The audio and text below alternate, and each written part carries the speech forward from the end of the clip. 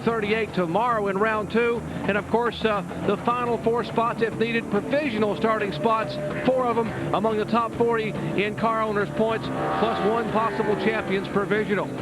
Out of provisional, Steve Grissom and Ward Burton. Now, race cars are on the racetrack as we're underway in qualifying, and that is the Family Channel Ford Thunderbird of Ted Musgrave, still looking for that first win, her first pole win here in 1995. Hello, everyone. I'm Jerry Punch, along with 2-time NASCAR champion Ned Jarrett. Glad to have you with us for our live qualifying show. And Ned, last week we talked about how important it was to qualify because of track position on a road course at Watkins Glen, but here at Michigan, it's important to qualify up front because starting position is pretty good historically. In fact, in 52 races here, the pole winner has gone on to win this race 12 times. Well, you know, that has been true here at the Michigan International Speedway until the last few years. In the last 9 races, starting in 1991, Dale Jarrett won starting out of the top 10, and since then there have been 3 other drivers, including Bobby Labonte, who won in the Joe Gibbs Interstate Battery Chevrolet here in June, starting in 19th place. Now, many times the weather affects qualifying at every racetrack, and particularly here at the Michigan International Speedway. We had a rain shower about an hour and a half ago, but as you can see, the track is dry now, and there's a cloud over the sun. That's what everybody wants. We can see that Jeff Gordon, the record here is 186.611 miles an hour. That was set back in June here. So if the sun comes in and out here, it could affect these speeds.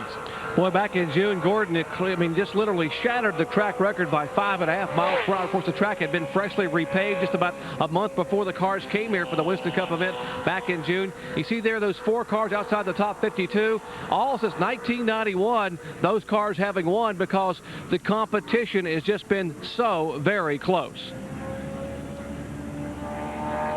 Screaming engines on the racetrack, and that's the 1995 Daytona 500 winner, a 3-time winner here in 95, Sterling Marlin, the Morgan McClure Kodak Chevrolet. And it's got those special mufflers on there that his engine builder, Runt Pittman, talks about. Really, it's something to do with the headers on the Kodak film Chevrolet. It sounds a little bit different from most of the other Winston Cup cars. It's a horsepower track here, and Ted Musgrave has set the pace in qualifying in the Family Channel Ford Thunderbird out of the Jack Roush stable. Musgrave looking for that first pole. 40.126 the lapse time for Ted Musgrave on his first lap. We've seen some laps in practice here today down in the low 39-second bracket, but that was earlier. That was before the rain. Watching Sterling Marlin come by, same car he ran at Indianapolis, finished 7th with, and they were changing gears just a little while ago, trying to return some more RPMs in qualifying. 39.592 seconds, Ned. 181.855 miles per hour. Fastest thus far of the 2 cars that have qualified. And when we get set for more qualifying, let's check in with a guy we missed last week. Welcome back, Benny Parsons. Well, thank you very much, Jerry Punch. You know, the doctor told me to take it easy, so that's exactly what I'm doing. You know, as a matter of fact, I do believe, Jerry, that I'm going ahead and get through the pole winner qualifying interview right now. So I'm going to interview the pole winner for the GM Dealer 400, Ricky Rudd. Congratulations, Ricky. Now, Benny, I made this deal under one condition, that you can say that I'm the pole winner. I will not admit to it. Oh, you're not going to admit to it? Now, bad luck to ever discuss the pole till it's after the case. But we've won practice, but I don't think that carries a lot of weight right now. But is this the same car that you had here in June that ran so well? Well, we wished it was the same car, but that Ford got destroyed on about lap 70. It was a very good race car. The Tide Ford ran really well, but unfortunately we didn't make it to the end of the race. All the guys in the shop said, we can repeat this car. Let's go to work on it. So they built us another brand new car, and this is the first time it's hit the racetrack, and it's running awfully good. Man, it is running good. I mean, I got to chase you down after you do the pole again, right? I got to chase you down. Well, then we can talk about it. But it's like, again, you can say it all you want to, but I'm not going to mention it.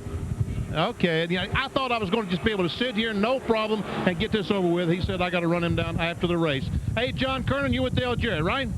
That's right, Benny. And today, Dale Jarrett has already won a pole. In fact, he won the pole for tomorrow's Busch Grand National race. How's the track doing out there? I mean, it had the repaving job that affected things back in June. Well, it's a little slower than when we were here in June, but that's to be expected. But the track is really good. The only problem we get are these showers keep coming, washing the rubber off the track when we get back on a green racetrack, so it makes it a little bit more difficult right off. But we're pretty happy with this Texaco Haviland Mac Tools Ford. Now, you're one of the early guys to go out the clouds. It's gotten a little bit cooler. Is that going to help? It doesn't hurt anything, I tell you. As long as cool as this racetrack can get, the better off we'll be, and the better the car will stick. So we'll see what happens. All right, well, they've got to push their car back up in line, so we'll let Dale go. They finished 6th here back in June, Jerry.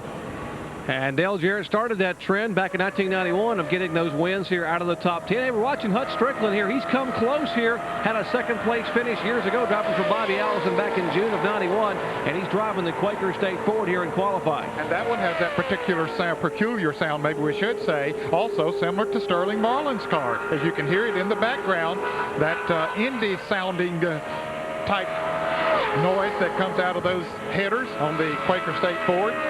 Instead of that deep-throated pounding sound, you get that high-pitched whine. That's where they started calling Sterling Marlin Nigel Marlin after Nigel Mansell a couple of years ago because of the high-pitched sound. This is Hut Strickland's Quaker State Ford. Kenny Bernstein on the car. Bernstein selling this operation at the end of the year. Hut would like to be able to send the owner out with a victory, and this is a very, very good racetrack. One of Hut's favorite racetracks. As he comes down for his qualifying effort. One lap of qualifying. They take the white, the green flag, and then the checkered flag for Hut Strickland. And we understand that was the 3rd fastest time for Hut Strickland.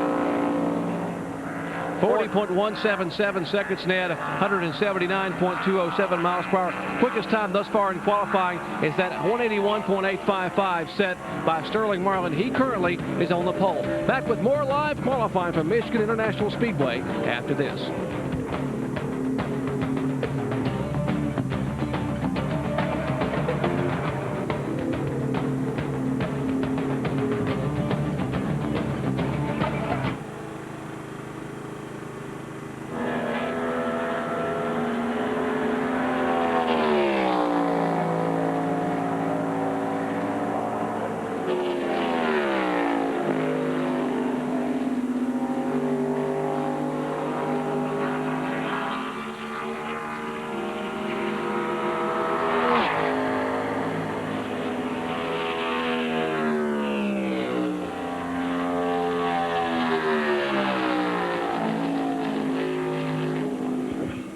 All right, thank you. 1, 2, 3, 1, 2, 3, 1, 2, 3. 1, 2, 1, 2, 1, 2, 1, 2, 1,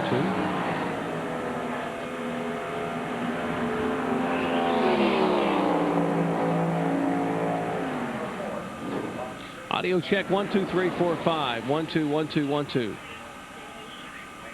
Okay, test 1, 2, 3, 4, Billy. Sounding okay, I hope. Test 1, 2, 3, 4, 5. Sorry, Dad.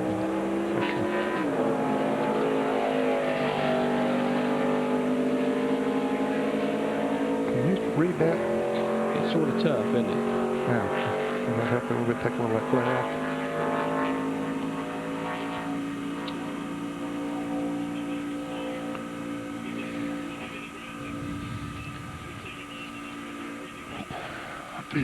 Okay.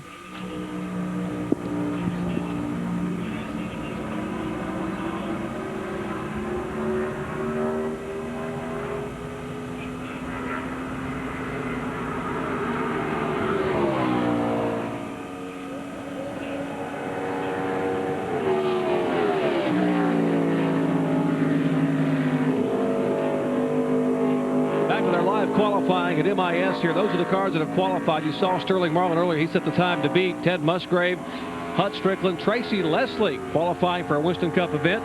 Ron Parker on Chevrolet and Rich Bickle back there. Those cars have gone up to qualify. Bickle driving for Dick Brooks in the Kendall Oil Pontiac. Here's Elton Sawyer in the Hooters-sponsored Ford Thunderbird. Mike Hill prepared car. Trying to come down and get a good starting spot for the fine folks from Hooters. The one car, Loy Allen, was scheduled to go out right in front of Elton Sawyer, but his car was not out on the line, Jerry, so we don't know if we'll see him or not. He only has 5 minutes from the time his designating time comes up until he goes out. So he's on the clock right now. Good run for Elton Sawyer. He is second quickest. We told you he liked the racetrack, and Mike Hill and company have worked awfully hard. 39.812 seconds, 180.850 miles per hour. Let's check in with Benny. What do you want, Darrell? Well, since we're interviewing people that were going to be on the pole before they ever got going, I thought maybe you could let me be on the pole for a while. I haven't been on one for a long time, and I thought maybe I could be on the pole. Sure. I mean, no, Ricky Rudd's on the pole. You can be outside pole. Oh, but I just bumped him off. You did? Yeah. He's outside pole now, and I'm on the pole. You know that? No, I didn't know that. Well, that's what you think I'm doing here. It's time to do the interview. I got a brand new car too, and it's fast. And my guys, I crashed here last race too, and they duplicated my car, and I'm ready to go. So you're going to bump Ricky off the pole? That's right. I already have. That's a done deal. All right, well, let's see what this guy's going to do. Dale Jarrett's on the racetrack. He just might knock both of you off the pole. Well, I'll have to give him this seat. There's a whole line of people behind me, by the way. Oh, there is? Yeah, they're waiting to be interviewed for the pole. Well, let's just sit here. We'll let these guys call. We'll see how Dale Jarrett does. Yeah, but Sterling's back here now. You can talk to him next. He is on the pole. He is on the pole. Okay, guys.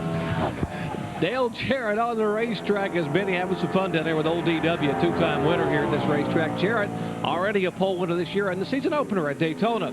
And the Daytona 500 in the Texaco Havoline Ford Thunderbird, the Robert Yates car, and Jarrett turns a good lap as he comes by and takes the checkered flag. Jarrett's efforts very, very close.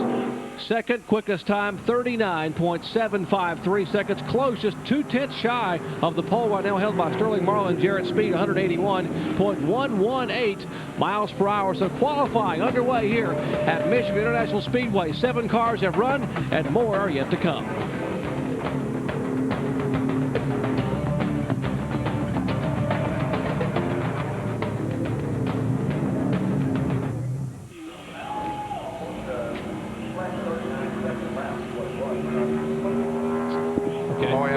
Out right now. They should send him next. 5-minute line clock. Trying to slow him in the cars. DJ run 39.40 in the car.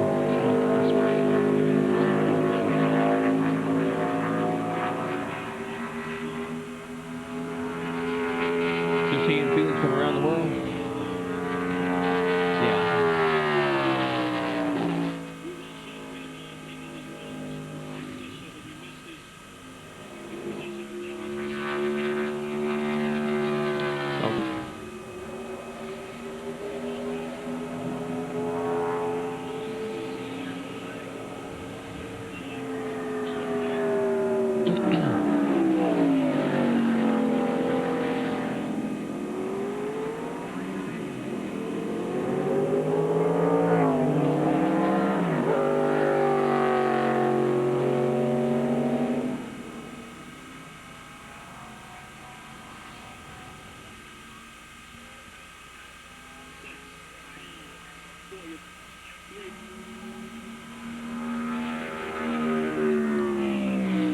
Back at Michigan International Speedway, those are the cars that have qualified with the little red asterisk beside. You see Loy Allen Jr.'s car. He was not in line to qualify, but they put him on a 5-minute clock, and he had just pulled onto the racetrack.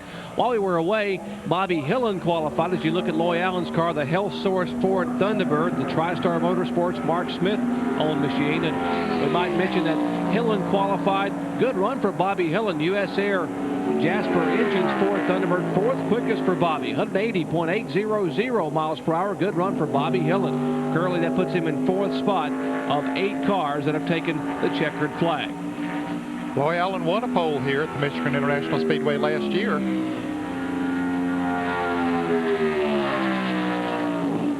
As you watch Loy Allen get his time on the track, let's check in with John Kernan, who's with Kyle Petty.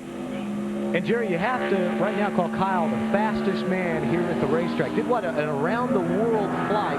How long did it take him? It took, I don't know the exact time to the minute, to the second, but it took about 31 hours and 20 or 30-some minutes or 40-some minutes and so many seconds, and that broke the record by an hour and 20 minutes or 30 seconds. It was a long time. But what, about 1,300 miles an hour? That's how fast y'all were on that Concorde? We flew at Mach 2 at about 60,000 feet.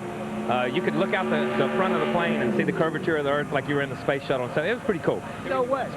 Do what? I said no way. You see the curvature of the Earth, huh? Yeah. Well, when you get that high, you know what I mean? You got to look. We're not that high yet, man. All right. Well, good luck in your qualifying run. It's going to be a lot slower than what you used to jetting around the world this day. Let's go to Benny Parsons. Sterling Marlin, the driver of the Kodak Film Chevrolet, on the pole right now, 181.855. Sterling, how's the racetrack? Real slick, Benny. That's what I told Darrell anyway. I can believe it. This is for the benefit of all those drivers in the lounge of these trucks watching this on satellite, right? Yeah, that's for them. I know they're all in there watching, so you know, when they go out there, they think it's going to be slick, and they won't run as hard. So it's really slick. Man. Really, really slick. Now, we did get sideways in 3 and 4, crossed up a little bit, but it's about the same as it was. Okay, guys, in the trucks, he says about the same as it was. Hey, Sterling, want to sit here and watch Schrader, see what he can do? Yeah, we'll check him out, see what he's been running pretty good. 39, 70s, 80s, right in there. Okay, if he knocks Sterling off the pole, we'll come back and watch Sterling cry a little bit, guys. Sterling Marlin currently on the pole at 181.855 miles per hour. Ken Schrader, already a pole sitter this year. He won a pole at Pocono back in June. The first of 2 Pocono events. The Budweiser King of Beer Chevy Monte Carlo for Ken Schrader.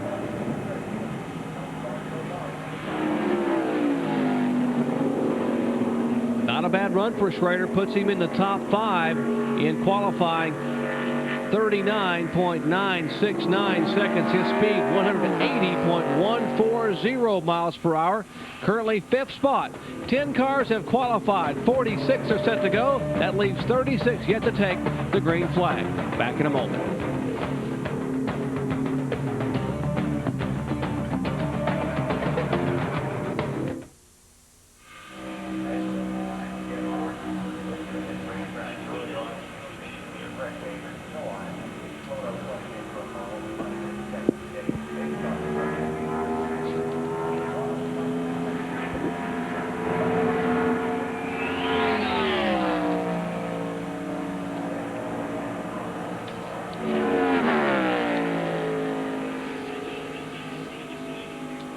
Okay.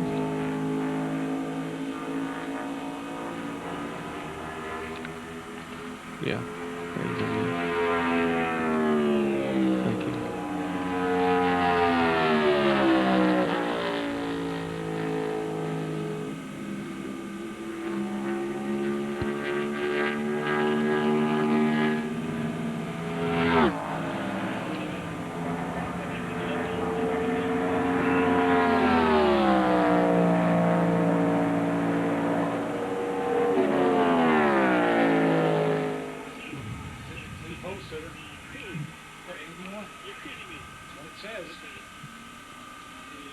The corn may look the best, but if it doesn't go very fast, your climb can be light, but you'll still come in last.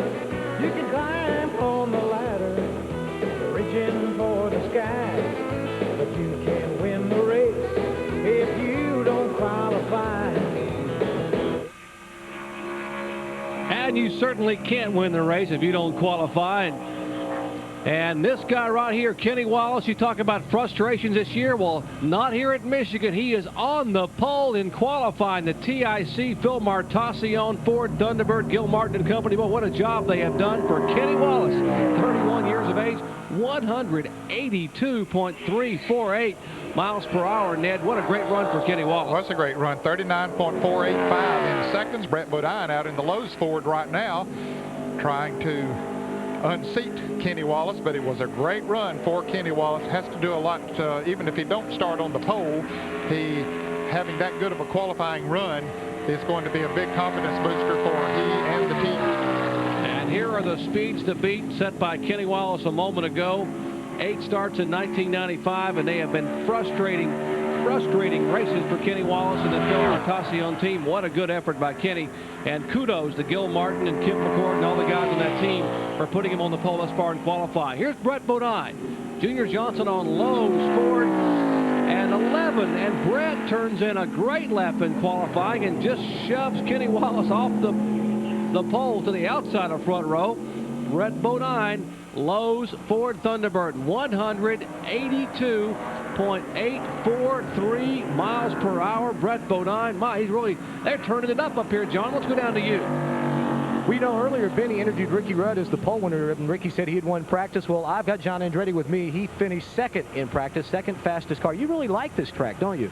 I do. I've got more time here other than Indianapolis, and and something other than a Winston Cup car, but at least I know the track, and Michigan's been pretty good to me over the years, so like to even make it better for me. Now, you finished 4th in up here in Michigan back in June. Is this the same car? No, it's not. We brought a different Kmart Little Caesars Ford that we ran in Indianapolis is the one that we brought it here.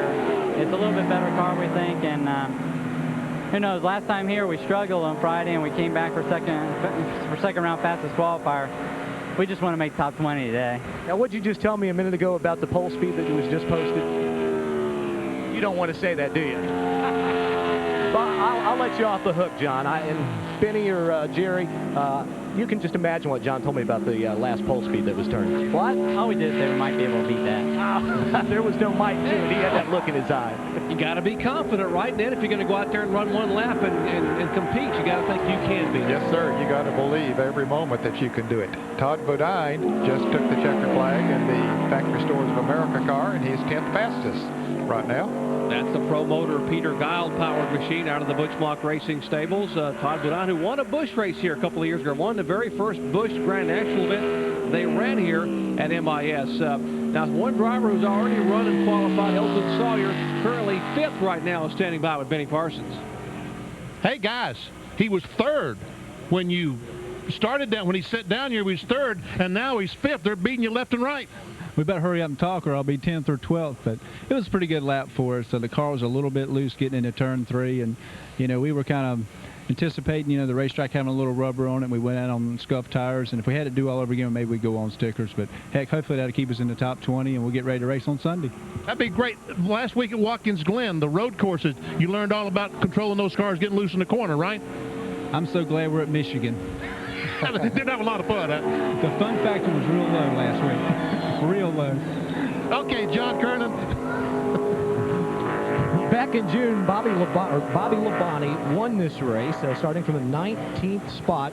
But you guys are going to qualify a lot better this afternoon, aren't you? Well, I hope so. You know, the Interstate Battery Chevrolet's running real good. And it did here last time, but, you know, I went into one a little too hard and pushed up and, you know, just basically didn't do very good down the back straightaway. Just killed all the momentum. So hopefully we'll get a better line in today. You know, it's real critical here to get a good, be real smooth and just the perfect line is the better, you know, of course, so it's hard to get that perfect line, so maybe we can get it today. You know, for years, you need to start in the top 10 to win here, but over the last, I think, 8-9 races, 4 of the winners have come outside the top 10, including you the last time at 19th. What's the difference? I don't know, but thanks for telling me. Maybe I need to do that again. No, don't go blow qualifying on because of that. Well, I say John said do it. Yeah, I don't know. I think it's just because the competition level is so tough nowadays. And, I mean, you know, all the cars that are going to be in the top 25 or 30, you know, they got a good chance of running good. And if you get a chance to run good, you're going to be there at the end. If you be there at the end, you're going to have a chance to win. So it's just competitive. You know, everybody's so competitive, it's just hard to, you know, sometimes you don't get a good lap in, but you get a good race car. All right, thanks, Bobby. Good luck. Jerry? And we'll wait for Bobby Labonte's run later on after that win back here in June from 19th starting spot. Here is the STP Pontiac. Needs no introduction at all. It's King Richard's car, and Bobby Hamilton chauffeured this same race car to the outside of the front row at Indianapolis Motor Speedway a couple of weeks ago. And a year ago, John Andretti chauffeured this car to the outside of this event. It was the first race that Andretti drove for the King, and responded by putting it on the outside pole. Here's what he's got to beat. Brett Bodine is man up there at over 182 miles an hour. 182.843 for Brett Bodine. Good run for the lowest Ford Thunderbird. And here comes Hamilton in the STP Pontiac. Hey, Pontiac can't wait for 1996. That brand new body style. This one isn't doing very badly at all.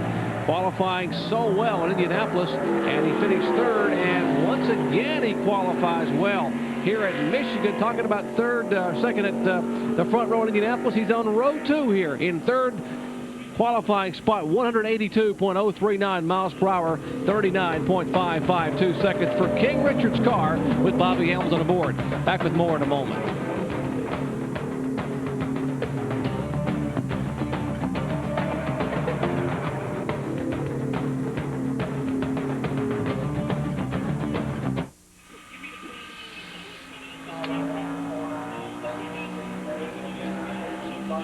Is there any way we can up the gain on that monitor where we can see it a little better, Ned? You and I are both straight on our eyes just trying to see the numbers. Does that little thing slide back and forth to make it brighter? I guess it makes it dimmer, huh? It's all over. Yeah. It's all over.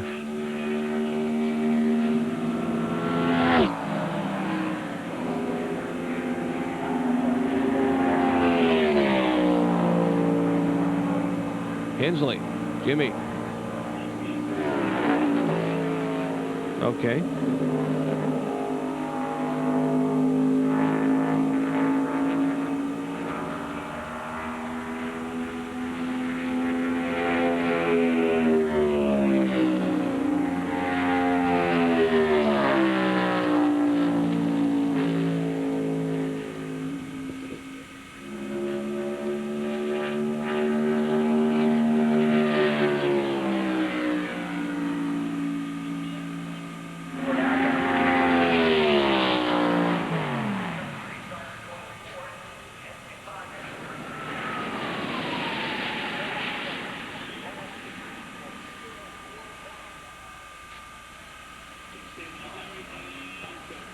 Coming up tonight, Arena Football semifinal. The semifinals coming your way on ESPN2. The Albany Firebirds travel to the Thunderdome in Tampa to take on the Storm. Albany has won 4 of its last 5 games, while Tampa Bay has won 7 in a row. Arena Football coming up tonight, 8:30 p.m. Eastern Time on ESPN2. Now, Jimmy Hensley just went out to qualify a moment ago. Where does Jimmy fit in, Ned? 9th position, not bad. 180.041 miles an hour, just barely getting under the 42nd bracket here this afternoon. So a good run for Jimmy in the MBNA Pontiac. He's got to be smiling, but the guy that's got to really have that broad smile, Kenny Wallace, standing by with BP. How about it, Benny? Outside pole sitter, that's who we got right here. Great run. Well, thanks. You know, Benny, it's quite fitting because the guys have been through an awful lot. You know the old sad story, but it's awful nice to be qualifying second right now. It's too bad we got the guy that beat you standing right over there, huh? Well, if anybody's going to beat me, Brett Bedine's a nice guy. It's okay for him to beat me. No, come on. That's not okay for anybody to beat you, is it? Well, no, I don't want to be beat. You got to remember one thing. I usually go to sleep on Friday nights, sick to my stomach, whether I'm going to make the race or not. I think this time's going to get me in the race, so I feel real good. You're going to sleep 10 hours tonight, right? Man, I'll tell you what. The Grand National cars here, we ain't got no practice in the morning, but don't you know we're probably at practice at 8 o'clock in the morning for these cars, so I'll be up early anyway. Good run, Kenny. Great run. Well, thank you. I want to say hey to my wife and kids at home. They'll be happy. All right, Kenny Wallace, outside pole sitter right now, fellas. Couldn't have no nicer guy. They have worked so hard. Larry Wallace put him a strong motor in the car. Gil Martin, Kip McCord, Phil Martossi, that crew certainly on the outside front row in qualifying. Here is Spencer, Jimmy Spencer in the Smokin' Joe's Ford Travis Carter prepared car. He is 14th, 178.046 miles per hour. The guy who owns the track record right now, set it back in June, is standing by with John Kernan. Jerry, of course, that is Jeff Gordon, set that new track record with a smoking lap of 186.611 miles an hour. Don't think you guys are going to break that today, will you? I don't think anybody's going to come close to that. Thank goodness. You know, I wanted to hold up for at least a year, but you know, the track for some reason is a little bit slower this time. I don't know what the reason is. Plus, this rain seems to have slowed the cars down too, so I don't know really what to expect. I don't know really what to expect when I go back out there or what's going to happen. We had a pretty good car earlier, but you know, I still think you're going to have to get in the 38-second bracket to sit on the pole. All right, well, good luck today, Jeff. He'll be going out in just a little while. Let's go back to the garage area and Benny Parsons. Okay, I'm sitting here with the pole sitter, provisional pole sitter. Right now he's on the pole. And I told him that Jeff Gordon, I misunderstood. I thought that Jeff Gordon was going on the racetrack. And what'd you say, Brett? I said, you better hurry up and interview me now while I'm still on the pole. The guy is fast, isn't he? Yeah, he's been quick all morning. Real happy for our team, though. I'll tell you, that was a great run for us. With the rain showers, we didn't get a chance to run in a set of tires for qualifying. We had to run on our practice tires, had about 10 laps. Felt like we probably left a couple tenths laying in the garage because we didn't get a chance to run the good tires. But hey, that was a good solid run. I don't think it's going to be the pole, but this Lowe's Ford's going to start up front, and hopefully it can stay up front on Sunday. Folks, you see the Robert Preston, the Skull car, just qualifies in the 8th position at 181.198, and Mark Martin, the Valvoline Ford, now going on the racetrack to make his qualifying run. But Brett, you really need something good to hang your hat on and finish the rest of the year with this team. Exactly, and I think we're headed in the right direction. This is the second race for this car. We had this car at Indianapolis. We qualified well up there. They had a tire problem early, got us way behind, but it ran good lap times during the race. If we can get a good setup underneath it Sunday, I think the car is capable of running up front. Congratulations. Thanks. Brett Bodine, guys. As Brett sits and watches and waits, we watch Mark Martin's Valvoline Ford Thunderbird, 3-time pole sitter in 1995. He's won poles at Bristol, Tennessee, Loudon, New Hampshire, and Watkins Glen, New York, and once again for the third time in a row. He wins the race, the road course race at Watkins Glen, trying to best a speed of 182.843 miles per hour, set by Brett Bodine.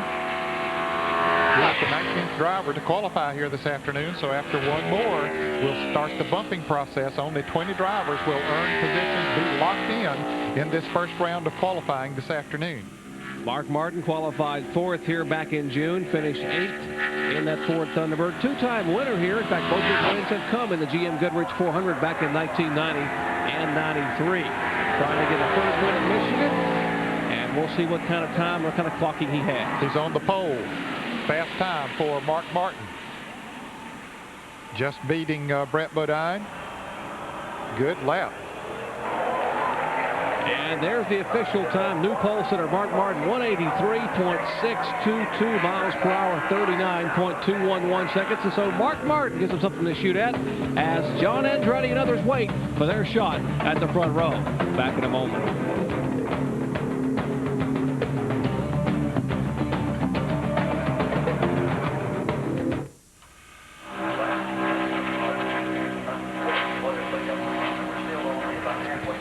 Hey guys, Ned and Jerry in the booth. If I'm not mistaken, the event record was held by Jeff Bodine, set last year at like 39.761 or something like that.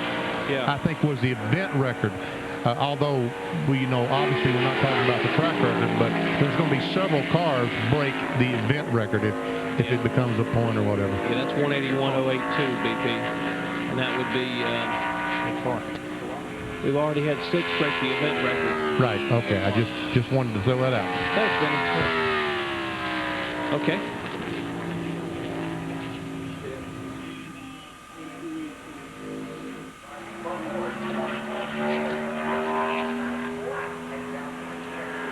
Okay. So now the top 20 will be filled with the next one. Good time.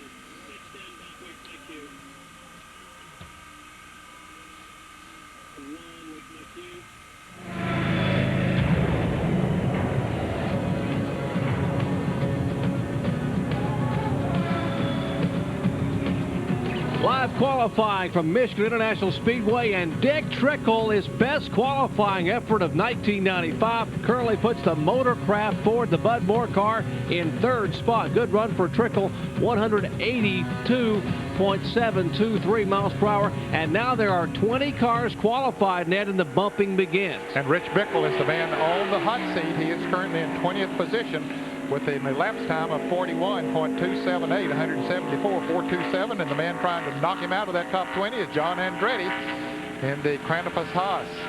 Kmart Little Caesars Ford, number 37. His best qualifying effort, a 4th place start at Dover, Delaware, but his best finish, folks, you don't want to forget this one, it was right here at Michigan back in June. He finished 4th, and fuel mileage was a factor. He had a shot at winning that race.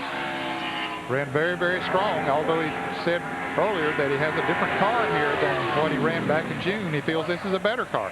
This is a brand new car they took to Indianapolis Motor Speedway and ran the Brickyard 400. The car he finished 4th with back in June is on the truck, and he was the 2nd quickest in practice, and he is 2nd quickest in qualifying.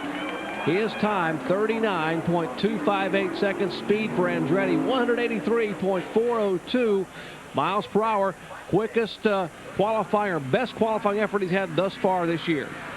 And Rich Bickle has been bumped from the top 20, and Loy Allen is the man on the hot seat, and all eyes now on Bobby Labonte in the Joe Gibbs Interstate Battery Chevrolet, who won here in June. Had an awfully fast car in practice, and said he admittedly messed up a little bit in turn 1, but he came back to win the race. He was fast this morning in practice. Exact same car he won with at Charlotte, same car he won with here back in June at Michigan. Interstate Battery Chevrolet.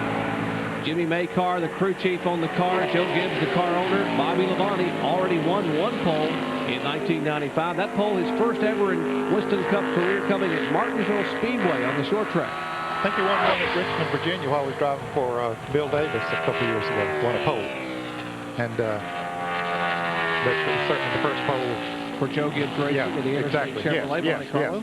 I maybe misunderstood what you said. I thought we were talking about Bobby and we're talking about the team. Okay, sun beginning to come out here a little bit, Jerry. I don't know how much it might affect speeds. Had a shower about an hour and a half ago. The track dried off nicely and it's starting to warm up a little bit. Let's see where Bobby Labonte is. He is on the pole. New pole center, man. Yes, good qualifying run for Bobby Labonte here. 39.045, getting down close to that 38-second bracket, 184. 403 for Bobby Labonte. And remember what Jeff Gordon said a moment ago when we said it's going to take a lap in the 38-second bracket to sit on the front row, and that's the guy they're waiting and watching when we come back.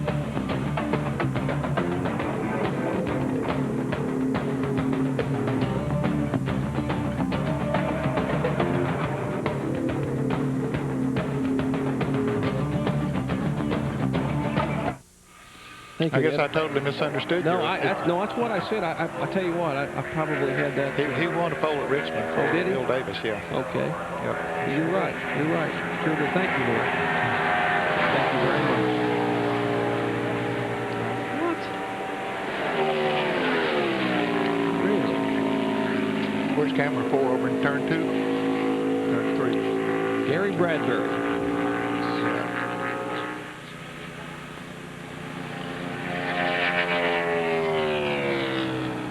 That's a pretty good deal to sit there and drive and just walk right up to you and sit down. He knew where to position himself. If you just had a big old plate of shrimp, yeah, Bradbury's, he was puffing smoke when he took the flag and won. Yeah, that's right. Yeah.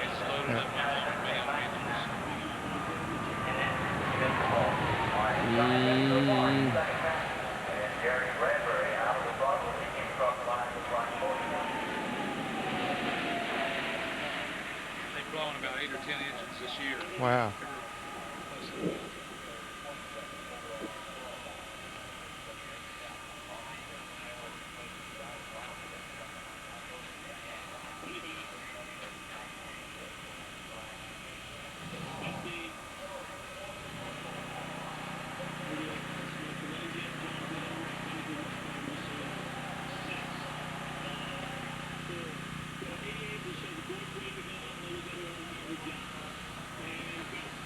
Back in Michigan International Speedway, Bush pole qualifying underway. This car on the track momentarily took the green flag and began to smoke. That is Gary Bradbury, and thus the track is silent right now while we wait for the next car to qualify, which will be the guy who holds the track record, Jeff Gordon, 8-time pole sitter in 1995. Wait for his run, and while he stays buckled up, another driver stands with John Kernan. And that's Brickyard 400 winner, 7-time Winston Cup champion, Dale Earnhardt. And Dale, this is the same car you all won the Brickyard with, isn't it? Well, it is. Hope it runs as good here during the race. Starting to rain down turn 1, though. We'll see what happens here. Gordon's going out and test the rain. What kind of advice would you give him if you could right now with that rain maybe coming down? Stay on pit road. All right, Dale. How you guys running? I think you're, 11 fastest in practice? Yeah, but see the raindrops hitting on the top here? That shows that the track's going to be a little bit loose. How loose is it? I think it's real loose over in turn 2 now. That's where the rain's coming from. You see it real raining over there? So it's not a good time to qualify. I bet he comes on pit road, matter of fact. Yeah, I would guess so. You know, for me doing the weather, though, I got to have the radar. If he was smart, he would come on. He ain't too smart. All right, thanks, Dale. Good luck. And you got your umbrella with you? No. I'll see if I can get one for you. 7-time Winston Cup champion Dale Earnhardt watches the young lion, Jeff Gordon. 8 poles in 1995, including a track record here back in June. Boy, he has to be really apprehensive, Jerry. First of all, the Gary Bradbury car went out. NASCAR checked the track, though. Didn't see any traces of oil or anything out there, but he still has to wonder if there might be a little bit there. And then to have the raindrops, he has lost it. Slides and smacks the wall, and you heard Earnhardt say that it was misting rain. Said if he's smart, he'll come on pit road, and unfortunately, he didn't, and now he tags at the wall. And you see Earnhardt, all the crews there on pit road looking to see. Now there's concerns. are for the driver, of course, Jeff Gordon, and he hit over there, and the car now rolls down across the racetrack. He tried to gather it back in. The car began to wiggle a little bit heading into turn 3. You can see him moving around. He's okay, fortunately. You can see he's already unbuckled his safety harness and the window net coming out of the car, so that is the good news. I'm sure that he's disgusted with the fact that his race car is torn up, and realizing that it perhaps should not have been out there at full speed. Now the rains you can see his hands up. Now the rains are beginning to fall around the racetrack. You see that rain shower over there coming down as the rains began to move across the racetrack. Just a bit of a mist falling when his car left pit road, but now it's beginning to come down. And we had a rain shower here about an hour and a half ago. It came over pretty well for about 30 minutes, and obviously very, very disgusted Jeff Gordon after he has smacked the wall heavily in turn 3, and both ends of the car seriously damaged. And Jared, the sun's shining on turn 4 and down the front straightaway here, but it's raining over there. You don't see that look on Jeff Gordon very often. He's had a great year. And just a little bit of a chink in his armor here, but they'll pull out their backup car and be ready to go for second round qualifying tomorrow. Let's look again at what happened a moment ago in his qualifying run. This is down the backstretch. Okay. Jeff Gordon. And it looks like a little water coming off the wheels there, Jerry, as he goes into that turn 3. So evidently it had, from the time he went through there, he had the option of coming in the time before rather than come around and take the green flag, so it must not have been raining that much when he came around there the first time. Look beneath the left front wheel. You see the water coming out, a little bit of a spray beneath that left front tire. The car begins to bobble. He tries to get it. Once he turns the steering wheel to the right, the tire is pointed toward the right, but it's too late. The car up across the track and bam, into the outside wall. Yeah, he's the rear clip is gone, and then the front end hits it, and that'll, when I say when we talk about the clip, we're talking about the frame. Is, I'm sure, bent on both ends, front and rear. Here's real time. Boy, it didn't take long. Once it broke loose, it just shot up into the wall. He tried desperately to save it, but couldn't do it. And that's going to be difficult. We're talking about a 2-mile racetrack with sun on the front stretch and a shower in the back stretch. There's the car sitting, and it is raining over there. Benny Parsons, you're standing by with Mark Martin. Hey, Mark, that's a tough deal. You've done that before, haven't you? A bunch. I didn't have any idea it was raining. Some guys said, something about it sprinkling here and there, and didn't think much about it. And we looked out there after we saw this happen, and you could see out there in the puddles the drops coming down. So, it's got to be a real big disappointment for those guys to tear up a race car. It doesn't take much to make a racetrack slick as fast as you're trying to drive, and Jeff Gordon hangs it out anyway. See, he didn't need any help. Man, I'm telling you, but you had a good run. You're on the outside pole right now. You wouldn't have come over and talked to me if you'd been on the pole, would you? No, I wouldn't have. Yeah, we're tickled to death. We always race better than we qualify here. If we sat on the pole, we would think we had done something wrong. We usually qualify 3rd to 10th in that area here, and that's about where we're going to be in that area again. And we'll definitely race better than we qualify. So, we're looking good. We're hoping that we're going to ride this wave for a while. Let me tell you a story, folks. We've got a little bit of time. Let me tell you a story why Mark Martin would not come and talk to me before qualifying was over. I used to do qualifying for a radio station back in Statesville, North Carolina, at each and every race. And we were in Dover, Delaware one time. Alan Kowicki had crashed 2 cars.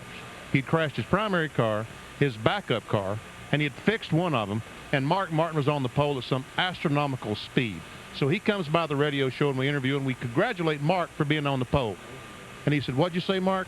I says, "Man, it ain't over. Quickie hadn't run yet. That guy is unbelievable when it comes to qualifying." His exact words, "It ain't over till Slider runs." Remember that? That's exactly right. And Slider, Alan Kowicki, went out there the first lap on a bent race car and knocked Mark Martin off the pole. And since then, he's never talked to me while he was on the pole. I'll just stay away from you because you'll try to talk me into it, So I'm going to stay away from you until it's over. So, luckily we've got 3 poles this year. Last year I really had to hide because I was at Watkins Glen. I was the first car out on the racetrack.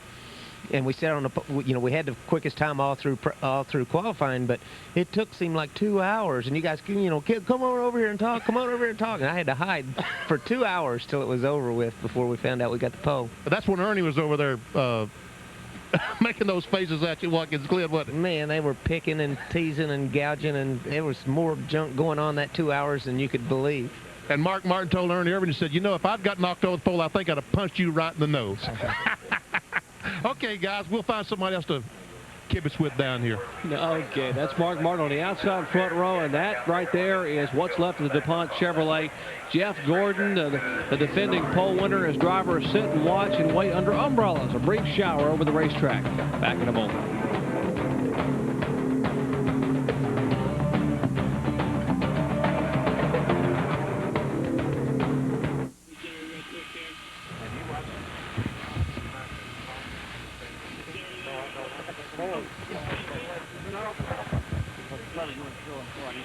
Okay, that's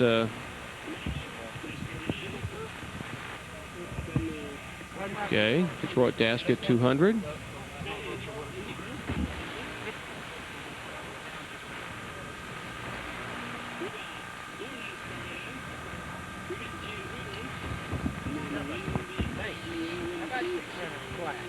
Where's that from? Nazareth? Or that's from New Hampshire? Okay. One more time. Where was it at New Hampshire earlier this year that he crashed qualifying, came back and won the race? And he was, I think he won second round fastest qualifying, I believe.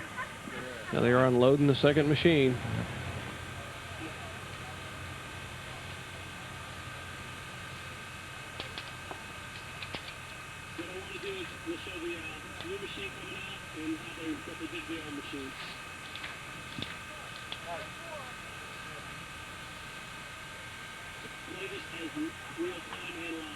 All right.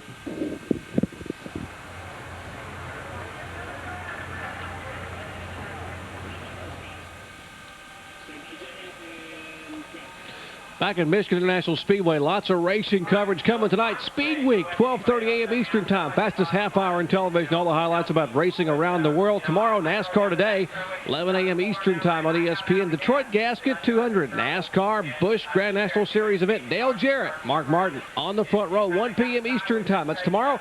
And, of course, Indy Pole Qualifying, 4 p.m. Eastern, ESPN2 from Loudon, New Hampshire. Sunday, NASCAR Today, noon Eastern Time, followed by our live flag-to-flag coverage, GM Goodwrench Dealer 400, 12:30 p.m. Eastern Time. That's followed, of course, IndyCar New England 200, 1 p.m. Eastern Time, ESPN2.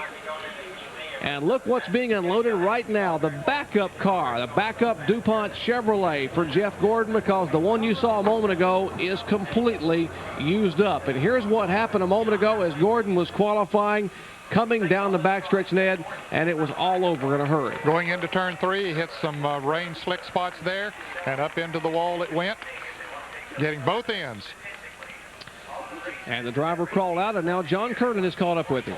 Well, Jeff Gordon is okay standing outside the hauler, and Jeff, unfortunate incident. In fact, you can see on our video, you can see the water coming out from underneath the tires. Just couldn't hang on to it, could you? Could you have told me that a little bit sooner, John? I didn't have radio contact with you. I would have. I didn't, I don't normally run radios when we qualified. I was kind of hoping to see the caution when I come by to take the green, but, you take the green and usually that'll take you up your lap. And, I felt like I could have made the call and just came down pit road. And I went through 3 the first time and, saw a little bit of sprinkle, but it wasn't that bad. I thought, well, maybe it'll just hold off for a little bit longer. I went through 1, 2. The car was really good, and I come down the back straightaway, man, it started pouring down rain. And I knew I was in trouble. I got out of the gas, and all of a sudden, I just needed those rain tires they had there last week, and the car just got out from underneath me, and I tried to save it, and I worked its way back up to the wall a little bit, just so make sure it hit both ends instead of just one, I guess. But it is a bad incident. I think, I could have called it off. I would like to have seen a caution, but,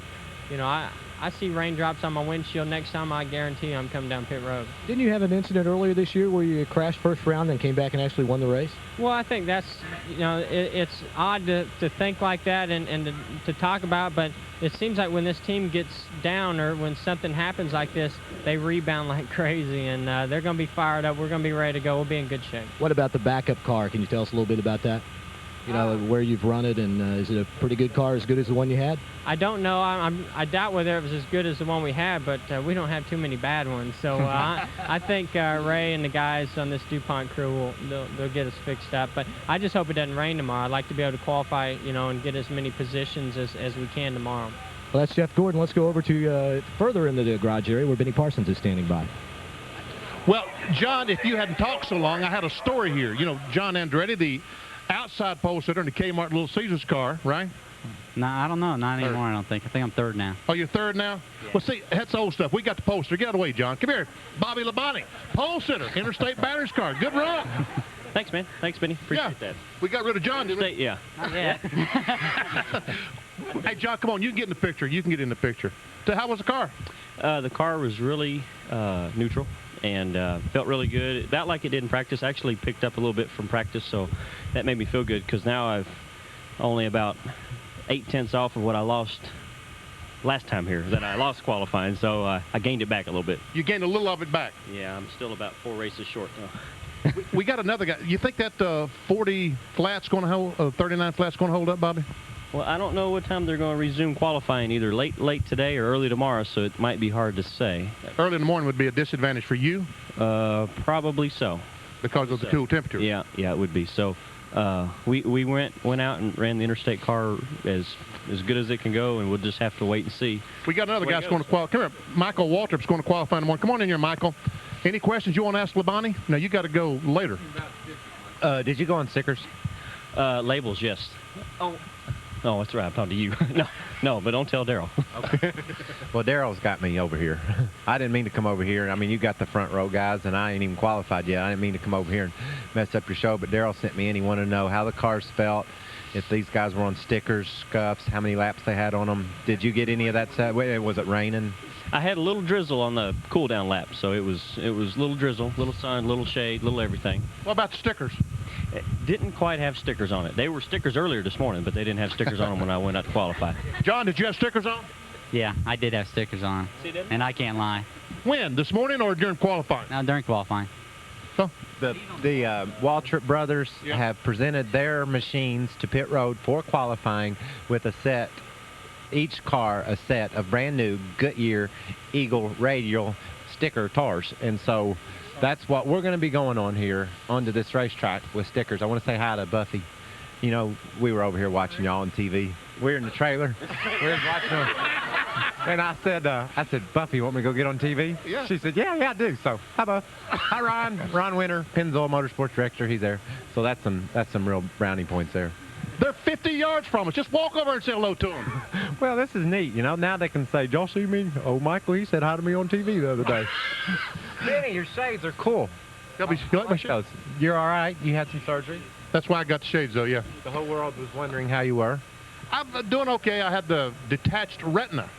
I think my wife said stand up. I thought she said stand up. You're going to have something in common with Peter McNeely here before long. Exactly. About Saturday morning, he'll have one, right? Still have two. Okay, back to you guys. Oh, man, talk about a statement of that. And let's show you who's qualified so far. The ones with the red stars have qualified. 23 cars have taken time. Take a look at who's qualified. That's not the order of speed. That's the order of qualifying. And, of course, Jeff Gordon had gone up to qualify. We all know how that ended over in Turn 3 in the wall. Dave Marcus yet to go. Mike Wallace, Mass. You see the cars in line to qualify. Here are the qualifying speeds. Bobby Labonte and 184.403 miles per hour. Good run for the Interstate Battery Chevrolet. Mark Martin outside front row. Andretti, Bodine. Good run for Brett Bodine. Dick Trickle, Kenny Wallace, Bobby Hamilton, Sterling Marlin, Dale Jarrett. Back to the field. 23 cars have qualified. Now the top 20 spots will be set in today's qualifying session. 46 cars have drawn to qualify. We have 23 who have been on the racetrack. We are halfway there. We're waiting for the track to dry, and hopefully we'll be able to get back with the completion of Bush Pole qualifying for the GM Goodwrench Dealers 400 here at Michigan International Speedway. Back in a moment.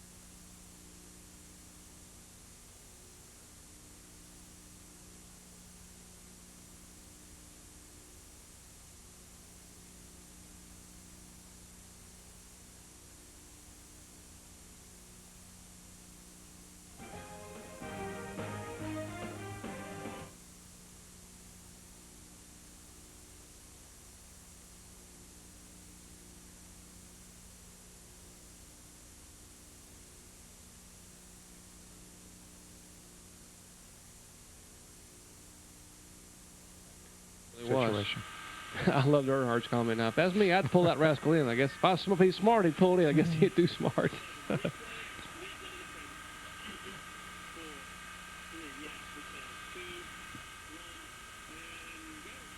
Back in a rain delay in Busch pole qualifying at Michigan International Speedway. We've had a brief shower trying to get the track dried off. They're working on the racetrack there, cleaning off the mess where Jeff Gordon had contact. Hey, take a look a moment ago. Here was Gordon. A sudden shower in turn 3, and the car, his DuPont Chevy, goes boom, back in, front end.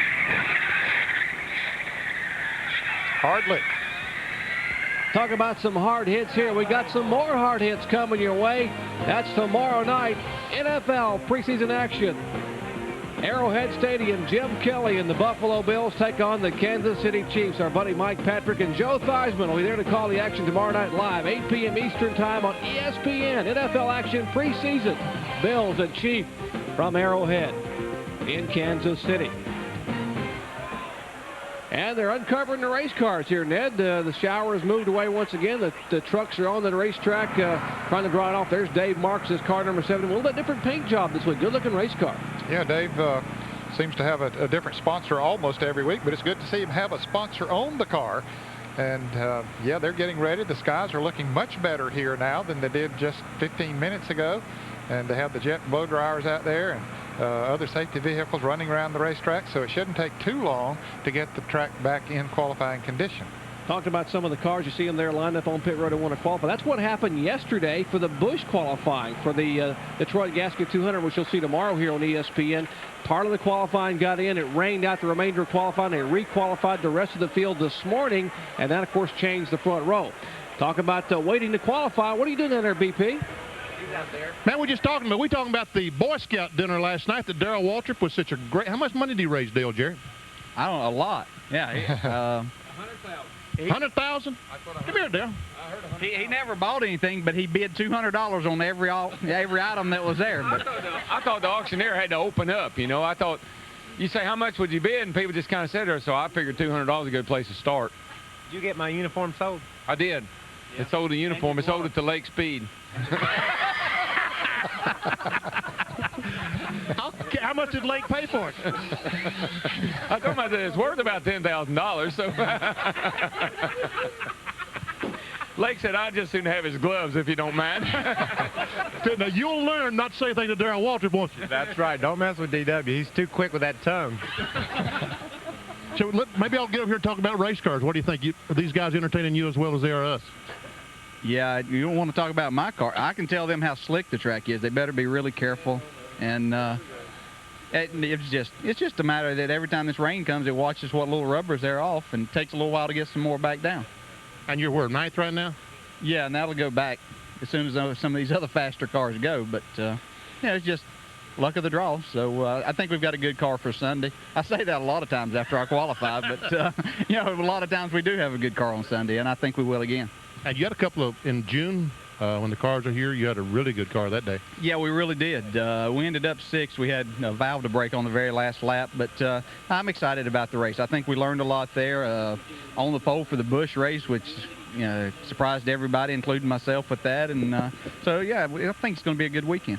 You know, you talk about qualifying. Well, John Kernan's with a guy who's been qualifying real well. I might ought to put this headset on and let you listen to him and see what he says about that. Jeremy Mayfield is with John Kernan. Well, Jeremy, it seems like every week now you guys are up in that top 10 in qualifying, and in practice this morning you're 7th fastest. But how's this rain and the postponement for the time being of qualifying going to affect you? Yeah, well, I think it's what everybody's wondering. You know, I think a lot of guys who weren't running as fast, you know, some of those guys were picking up, and some of the guys that everybody expected to run fast kind of slowed down a little bit. So it's really going to be hard to tell. It's just going to depend on basically what time you go out and if the rain stops. So we'll just have to wait and see. Now, you guys have got the qualifying down right now, but still a little bit of a problem on Sunday. How are you going to get it all rolling together? Well, that's just going to take time. You know, I still need a lot of experience, and the team's really working hard. Everybody's trying to work good together, and it's just a situation that's just going to take time for us to develop that. And we're certainly working on it, and we're going to work hard as we can to be able to race as good as we qualify. And once that comes about, then we'll be happy with it. What has made I don't think I've asked you this before, what has made the biggest difference as far as the qualifying effort goes? Well, really, I mean, we show up at the tracks now and everything's ready. I mean, we were off the trailer and we start doing qualifying runs instead of going out here chasing the chassis and trying to get the car handling or, you know, something going wrong. We come in here and now you know, we were off track, and I think the first lap this morning we ran like a 39.50 or something like that. So that's saying a lot for our team and our cars that we're just better prepared, I feel like. Hey, let me ask you something. I mean, you're becoming a big Winston Cup star, and you still having fun at this? Because a lot of times you look really serious. Yeah, I mean, you got to be serious at one point in time, but this sport here is kind of frustrating when you're not running good and things are not going good. I mean, you look up and down the garage area here and you see a lot of guys frustrated and serious about things, but when you start running good and qualifying good, it sure makes my life a lot easier. I'll tell you what, they're having some fun times during qualifying, and as soon as they get everything rolled together, Jerry, these guys will be partying on Sunday evenings. I tell you what, he qualified 9th here back in June. The RCA DSS Racing, that's a Ford Thunderbird Cale Yarborough car, and there's some of the drivers waiting and watching. Started to say Tony Furr brought a brand new car for Cale Yarborough and Jeremy Mayfield here to qualify. They were among the top 7 or 8 net in practice and should be among the top 10 in qualifying. Yes, they ran very good this morning in practice, and Jeremy has already showed us that he does know what to do when it comes to qualifying. He qualified 8th at Indianapolis at the Brickyard, was 9th at Watkins Glen in qualifying. That team really coming together, and there is Kyle Petty enjoying a very serious moment with the Dale Earnhardt crew, trying probably to talk about racing. I'm sure it's a totally serious conversation if Kyle's involved. So the track is drying, the rains have moved away. Hopefully we'll resume Busch Bowl qualifying in just a moment.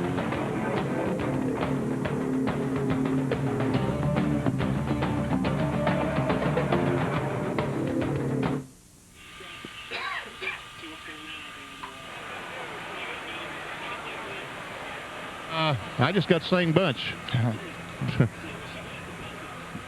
Yeah, I wonder where Buffy is. Where's Buffy? He's in the truck.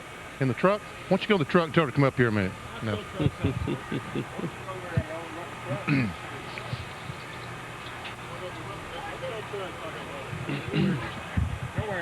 Hey, Nelson. Tell Nelson to stop.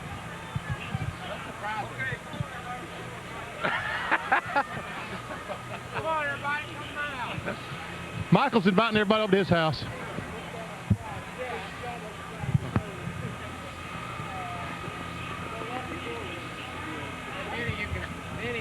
Okay, thank you.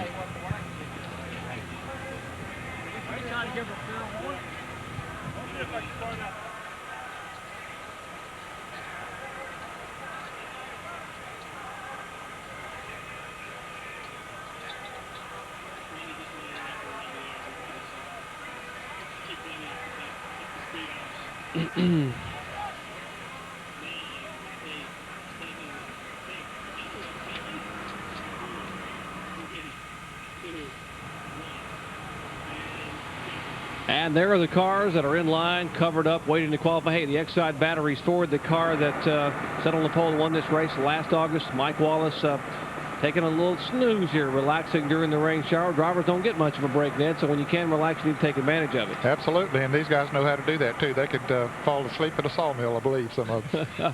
Beautiful area of Michigan. We are 70 miles southwest of Detroit, what they call the Irish Hills of Michigan.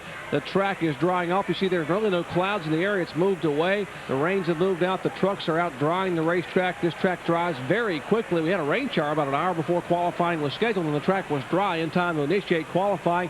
Hey, that's one of the reasons there. That big arena of hot air. No, we're not talking about our pit guys. We're talking about that jet dryer right there. That jet dryer that puts out a lot of hot air, about 600 degrees. These guys probably have a little hot air among them down there discussing what's going on. Let's see let me guess who they're listening to, John Kernan. Is it Tanya? I don't know. Let's ask Jeff. Who are you listening to? Wait a minute. Who do you think I'm listening to? It certainly isn't Bill France. I don't know. Could it be Tanya Tucker? It could be. Rick, can you sing some of the lyrics there that you hear? It's one of them subliminal things. They got a what? A sub what? Well, it's kind of like one of them hooked on phonics deals that tells you, I can do it, but it's all mixed up in the middle of the song. I can do it. Hey, tell the truth. Actually, I'm learning a foreign language, Japanese. We're going over there to race one day. I figured I'd need to know Japanese. Konnichiwa. Akasakamoko. Harry Carey. Holy cow, yeah, I'm sure. Hey, what are you guys sitting here? What? What are you guys talking about here? You know, we're just trying to kill a little time here, so help me out. Jeff was wanting to know how much sponsor money I got out of my sponsor, and I was wanting to know how much he paid himself to drive his car. You know what I mean? Getting ready for next year. Well, I mean, that's the trick of being a car owner driver. Nobody knows what I get paid. Yeah, you ought to ask his guys what they think about working for him. Okay, I'll tell you what, his crew chief, Paul Andrews, is right over here. Ralph, if you swing over a little bit to your right. So you're listening to all this stuff. What have you learned here, huh? I don't know if I can say that on TV or not. That bad, huh? Hey, how's this rain going to affect your car for your driver here, huh? Well, it might make him a little nervous, but I think since we're fifth one to go out, we'll be all right. If I was Rick, I'd be really nervous, though. All right, let's go back to the garage area where Benny Parsons has found some, comfortable accommodations. Is that right, Benny? Yeah, I'm down with Buffy Waltrip. Now, Buffy, wasn't that sweet when Michael said hello to you? Yeah, it was really sweet. The last 2 weeks we've really enjoyed watching qualifying from this truck or the motorhome. I think it's great for the sport.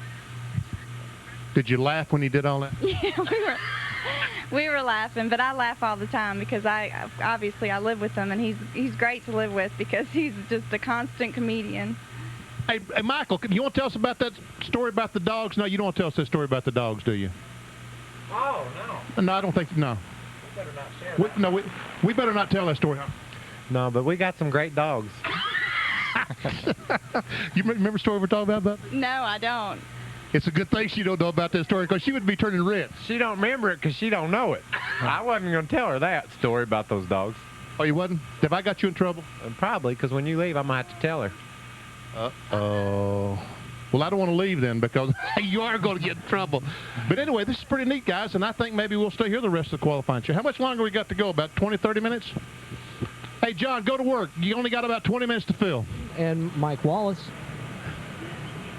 Oh, hey, wait a second. Hey, okay, we're on live TV. Hey, let me get between these two guys if I can. We got Mike Wallace over here, and Mike, you'll be the second car out once we get qualifying going again. Any concerns? Well, this happened to me exactly the same way last year. I was 2 cars from going. Car crashed off of 4. I guess Jeff Gordon crashed qualifying, and we got stuck in the rain. And looks like we're going to get it done today, though. Last time we had to stage all the next day, but really don't like going this time. But at least I'm not first. I just got to look at it that way. How you guys running? You doing all right? Well, we're struggling a little bit, and you know, we're hoping to pull off a good qualifying lap, try to get in today, and not have to worry about a second round qualifying any tomorrow. But thought according to our practice times and what we think we could run, if it kind of goes the way it is, we should be decent. All right, well, good luck. It looks like the track's drying pretty good right now, doesn't it? Yeah, it does. It looks like I was amazed. They got 3 jet dryers here, so they got them all lined up in tandem there. It's not going to take long, and we'll get this Heilig-Myers Ford Thunderbird cranked up and go get a good lap. All right, well, good luck, Mike. Let's move over here to Steve Grissom. And Steve, I was looking at something, and as far as provisionals go, you guys don't have one until we get to Phoenix, right? No, it's true. You know, we're just going to have to get this Meineke Chevrolet up to speed and try to get under the qualifying circumstances. How are things going for you here this weekend so far?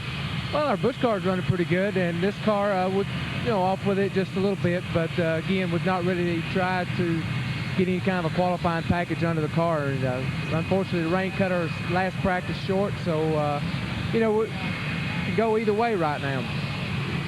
What about concerns now? Mike was talking about how at least he doesn't have, Mike was saying he doesn't have to go out first. He goes out second after this rain delay. And you're a little further back there in line, so everything should be just perfect when you make your run. Yeah, you know, everybody's got to go sometime. We went through this same deal yesterday with our Busch car, and we were the next car to go out when the rain come yesterday afternoon, so we went out this morning. Again, you know, everybody's got to qualify sometime, so you know, the main thing is just go out and run a perfect lap, concentrate on what you're doing, and hopefully it'll be good enough. All right, well, good luck whenever we get things re-cranked back up here. In fact, a lot of the teams, Jerry, are beginning to take the car covers off, seeing some of the drivers coming back out from the garage area and making their way back down pit road.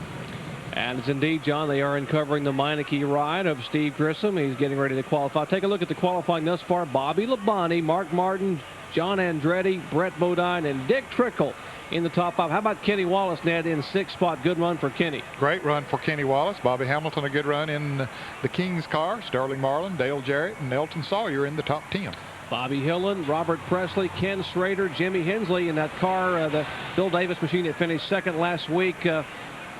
Lake Speed in 15th spot. 16th is Ted Musgrave. 17th, Hut Strickland. 18th, Todd Bodine. 19th is Jimmy Spencer. And on the hot seat right now is Tracy Leslie, former ARCA national champion, and he won an ARCA race here at Michigan back a couple of years ago. He currently is in 20th spot. Now, the rains have stopped, but guys, our camera guys have not gone away. There's old Nelson Hastings, as always, vigilant on the roof, giving you these great shots of beautiful Michigan International Speedway.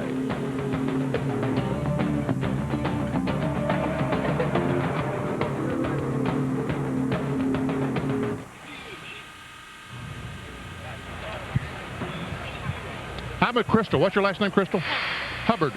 Crystal Hubbard. I'm gonna bring in Wayne here too. Come here, Wayne. Okay. No, I'm gonna say now this fella Wayne Boyd has been my kind of my bodyguard and my chauffeur while I'm up here since I'm under the weather. But Wayne, you don't have to guard my body anymore because I got somebody else to do it. Crystal Hubbard. Okay, something like that. How's that? Seeing eye dog. Terry's gonna Huh? seeing eye dog. She can't, Terry can't see it. She don't have ESPN2. We don't have ESPN2 at my house, guys. Hey, we figured out.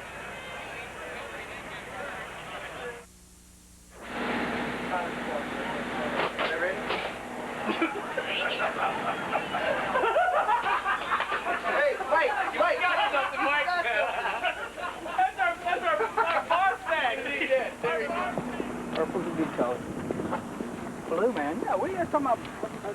I know that I've been taught to grunt, you know, to try to keep the blood out of my head, and you know, I'm going by the rules. You know, I mean, this is serious stuff.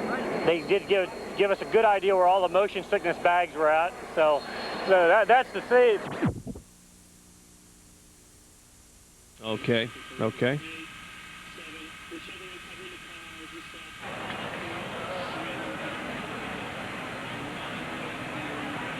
Live bush pole qualifying coming your way here at MIS, Michigan International Speedway. Track is drying. They've removed the covers from the cars. They're wiping the windshields down, getting set hopefully to resume qualifying very shortly. There is the car that won the Brickyard 400, the Goodwrench Chevrolet that started in 13th spot there and held on to win that big one, and they're getting the cars polished. So let's check in back in the garage area with BP, see what he's up to. Benny? Here we go. Do what, Jerry? Want to check and see what's going on back in the garage. Oh, I was going to tell you that this has been my bodyguard and my chauffeur today, but since I'm under the weather and can't see too good, so he's been driving me around and guarding my body. Wayne Boyd. Thank you, Wayne. You're quite welcome, Benny. But you don't have to guard me anymore because I got somebody else to take over the job. Miss Crystal Hubbard, Miss Winston. Hi there. Hi, how are you? You going to guard my body? I'm going to guard your body. My pleasure. Uh-huh. How you like being Miss Winston? I love being Miss Winston. And you're from where originally? Thomasville, North Carolina. Thomasville. That's right down the road from Winston-Salem, right up the road from Charlotte. It sure is. Okay, what are we going to do now, Crystal? I'm going to guard your body, and he's going to turn the camera off, right? Yeah. Now, you can guard, you know, when he turns the camera off, just keep on guarding. You know, the greatest thing about the ESPN2, my wife can't get this, fellas. I think that's good, too, BP. Well, I guarantee you, because your body would need a lot of protection if she did get it. But the bad part is that we are recording this. We'll have it on tape just in case we ever need it. Yeah, Terry, get a shot of that, Benny, and I will have breakfast in bed tomorrow, Benny Parsons. Let's. Some of the drivers are waiting to go out. One is the veteran who will be the next car to go out. That's Dave Marcus standing by with John Kernan. Jerry, you and Ned mentioned the fact that Dave's car looks a little bit different, so I thought I'd give him a chance to explain the deal this week. Well, this week we have Torque Automotive wipes on the car. And of course, they've been helping us on and off. They helped us last year at Daytona. They helped us in '94 at Daytona. And of course, everyone knows the Olive Garden restaurant people are sponsoring the car, but that's for 20 races. This was not one of the 20 races. Now, what about being the first car back out there on the racetrack after this rain?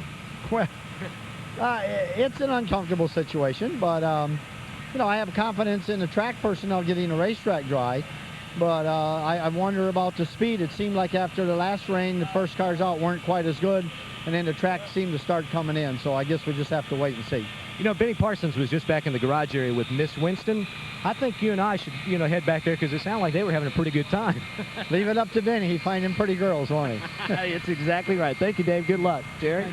Dave Marcus, as they're drawing the racetrack, Dave had brought his Talladega and Daytona car here, and Eddie said he was very concerned because the car didn't have any downforce, and even before the rain, the car was slipping and sliding in a handful. Now he's got to be very concerned. Well, the speeds here on this racetrack, as far as the top speed is concerned, are very similar to those at Daytona and Talladega. They run upwards of 200 miles an hour at the end of the straightaways here at the Michigan International Speedway. So having a good car that's aerodynamically right for high speeds is good, but sometimes they don't get through the corners as good. Let's show you how Michigan compares at NASCAR's fastest tracks. Talladega, the pole sitter Terry Labonte back there in May, 196.532. Actually, the qualifying was the last day of April, so April of 95. Daytona, Dale Jarrett back in February, 193.498. Michigan, the new record Jeff Gordon set back in June, 186.611.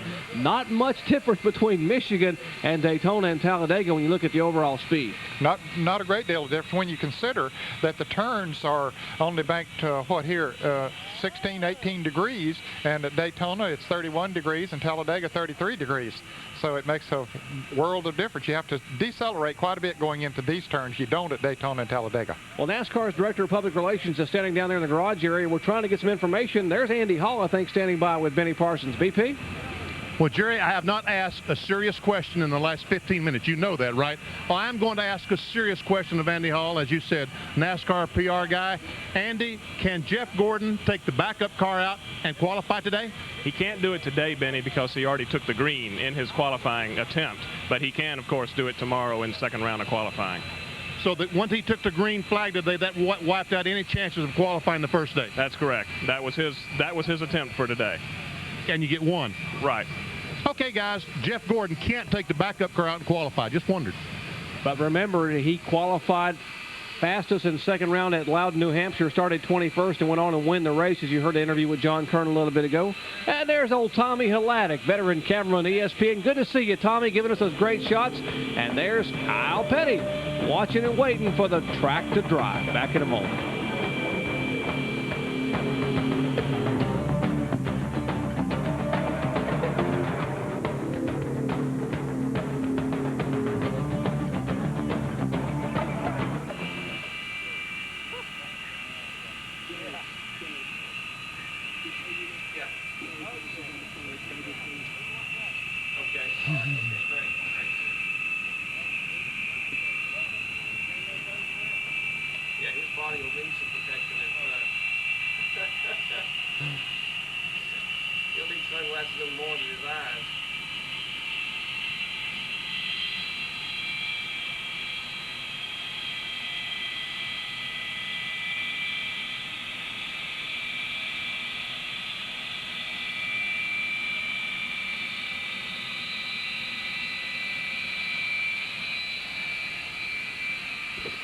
The track's getting in pretty good shape. It is, isn't it? Sure is.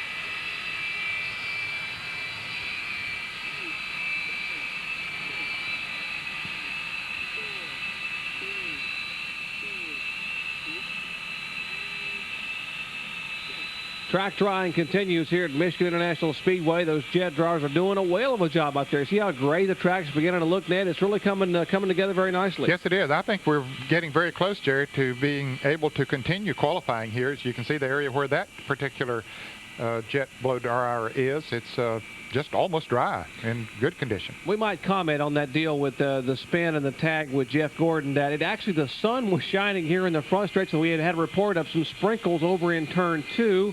And, of course, I sent Jeff Gordon on the racetrack. And as you heard Jeff say, I could have brought the car down pit road if I wanted to call it off.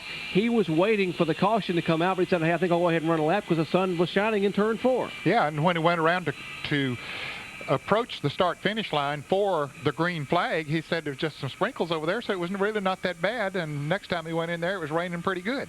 And that's a clue as to what happened. That's the rear bumper off the primary car. This is the backup car, the car that finished as a runner-up car at Pocono, Pennsylvania. And Ray Evernham and company are trying to get this car ready, as you heard Andy Hall say, for qualifying in round 2 tomorrow.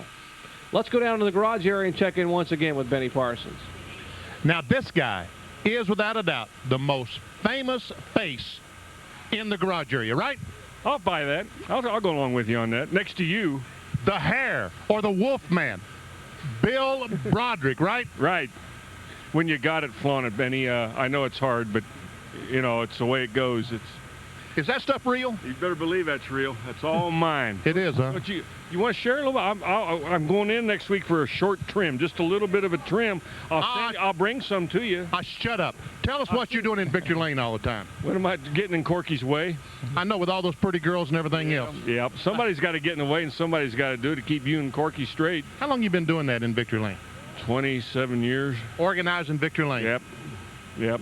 27 years. Yep. It's a long time in it. I was very young when I started, as you well know. Yes, we were both young when we started. We were both young when we started in this business. Tell them the story, remember? 1965, I did an interview with Bill Broderick. He was working for a radio station in Newport, Kentucky. Little 1,000-watt daytimer. 1,000-watt AM in the daytime in Newport, Kentucky. I did an interview with him.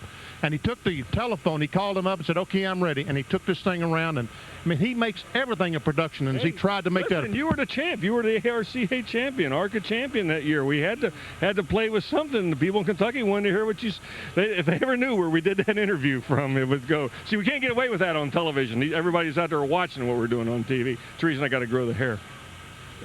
I hate this guy. I hate this guy. Go on, guy. I hate this guy.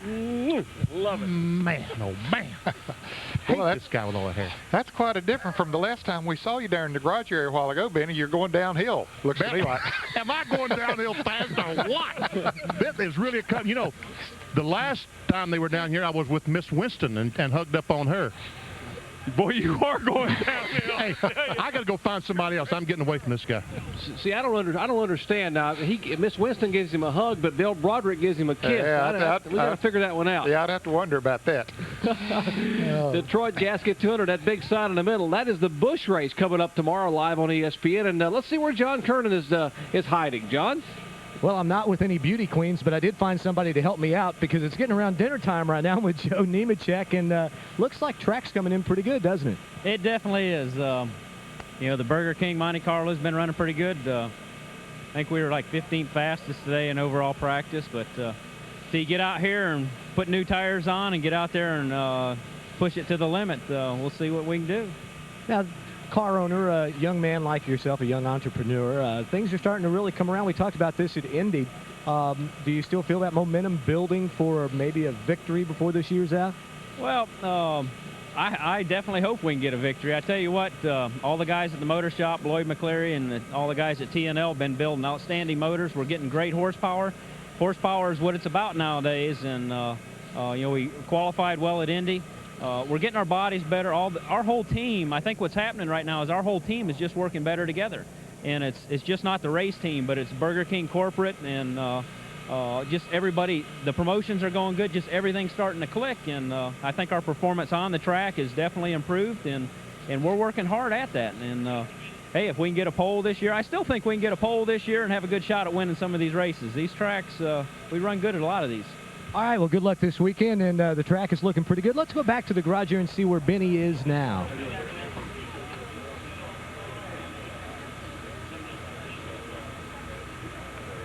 Now let's go to, not Terry Parsons. Huh? No, you haven't done this to me, have you guys? We have a little surprise for you, Benny Parsons. You said that your wife wasn't able to see what you were doing, hugging up on that beauty queen? Yeah. Well, we got her on the phone, BP. Come on, guys, she didn't do this to me. We called her and said, hey, you think your husband's working today? Wrong. He's hugging the beauty queen down in the garage, and they even asked her to protect his body, and we are told that your body's going to need lots of protection when you get home. It is going to need a lot of protection. I just thought my left eye hurt. Now I'm going to have my right eye hurting too, huh? Get used to those sunglasses. It's going to be swollen for a long time. Do you really have her on the phone? No, you don't do. We have her on the phone now. You can't hear, which is probably a good thing. Right now, we are checking to see, trying to get the communication set up, Benny, but we hear, and you probably don't want to. You're right. I'll talk to her tonight. Bye, dear. I'll talk to you tonight. She said if you miss your flight, Benny, that's fine. We're waiting to qualify. We're hoping the track dries out, and while Benny goes for a nice little headache tablet down there and some goodies, waiting for track drying to continue. It's almost dry, Ned. Yes, it is. The track is in good condition. As a matter of fact, Jerry, they have brought the safety vehicles off the track that was out there drying it. They brought the jet blow dryers off the track. You can see there, gray, dry, ready to go qualifying. Won't be long. And Dave Marcus is rolling. There is Dave Marcus, car number 71. You heard him say he has the Olive Garden sponsorship for a number of events. This is not one of the races. Olive Garden been very good to him in his Chevrolet. Jim Michael, the engine builder out of Wakarusa, Indiana, builds some ARCA and Busch Grand National Motors. That's the pole speed. Bobby Labonte, 184.403 miles per hour. Not a track record. The track record over 186 miles an hour. 0.6 actually set by Jeff Gordon back in June a couple of months ago. But it is an event record. It is an event record. In fact, about, I believe, 9 drivers have already broken the event record, and that was set by Jeff Bodine a year ago here. That was 181.082, Bodine's event record, and you're exactly right, Ned. Dale Jarrett and others, the top 9, have broken that event qualifying mark. If you just joined us, we had a brief rain delay this morning, but qualifying got underway on time. And then after 23 cars had qualified, Jeff Gordon on the track on his qualifying run hit a shower down the backstretch. His car slid into the wall in turn 3, tagged the wall. It began to rain, and we have had a rain delay here since that time. They have gotten the track dry, and we have resumed qualifying. Dave Marcus, Chevrolet, Monte Carlo, veteran driver, first one back on the track to attempt to get in the top 20 today. Well, we'll see what Dave can do here in his run. He gets in the top 20, clocking in 16th fastest right now, so that's not a bad run for Dave Marcus. 40.034 seconds, 16th for Marcus, 179.847 miles per hour. That's Marcus's speed. You see the bubble speed, the 178.046. That is Jimmy Spencer, the 20th fastest car currently on the bubble. Tracy Leslie was just bumped out of the top 20. And Dave Marcus, I'm sure would be happy with that qualifying run. That would definitely get him in the race. And Mike Wallace coming around in the Heilig Myers Ford to take the green flag. Trying to get in the top 20. This is the same car that they ran, the Judy Dunleavy-owned car they ran at Charlotte. And he finished 12th at Charlotte in this Ford Thunderbird. Heilig Myers sponsorship for Mike Wallace. He'll start 4th in the Detroit Gaskets 200 NASCAR Busch race tomorrow. Has to be a little bit apprehensive going into these turns after the long wait, not knowing exactly how the car is going to stick. We heard several drivers say that after the rain just before their qualifying that the track got a little bit slicker. So we don't know if it affected it the same way now. Temperature should be getting cooler a bit later in the evening. Here's Mike Wallace down for the checkered flag in qualifying. 1 lap's all you get in qualifying. Did he make the top 20? Yes, he did, in 12th position. Good qualifying lap for Mike Wallace. 12th fastest at the moment. His time, 39.869 second speed, 180.591 miles per hour. That puts him 12th, and that will bump Jimmy Spencer from the top 20. And that puts Todd Bodine on the hot seat. Bodine's speed, 178.487, is the time to beat to get in the top 20. Now, Rick Mast on the track for qualifying. They made an engine change. The Skoll crew and Richard Jackson on car just prior to qualifying. They had to hustle about an hour prior to qualifying. They had the car pulled out of the garage over there, put the new motor in the car. So we will see what Rick Mast will run. Coming off a good run. This is the same car they used at Indianapolis Motor Speedway earlier, and they finished 8th at Indy, their best finish of the year in this Ford Thunderbird. Rick staying right a little bit on the low side of the racetrack. You see, we haven't seen any of them, Jerry, that's running right down on the yellow line. That group is up just in the second lane here at the Michigan International Speedway. And I think that'll be good here on Sunday. When we were here in June, the track had just been repaved, and it was basically a one-groove racetrack, but now the groove has moved up. So that should make for some good racing here on Sunday. Here's Mass down for his time. Remember, he ran so well here last August, finished third behind Jeff Bodine and Mark Martin in his Ford. Mass coming down for the checkered flag, and we'll see what he ran. Clocks in 17th fastest for Rick Mast. Shade over 40 seconds, 40.019. His speed, 179.915, and that will bump Todd Bodine from the top 20. Back with more live qualifying. The Intimidator awaits us.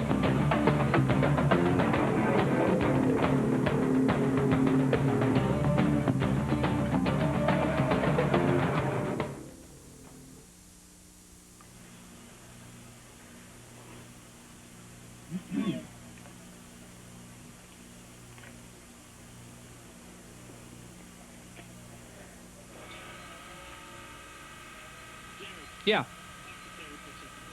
Hey, Terry Parsons, you hear me okay, sweetheart? I hear you fine. Good. Boy, you ought to see what your boy was doing up there. I know. He's already confessing, so something must be awry. Hey, you hear us? We hear you fine now. Good, good.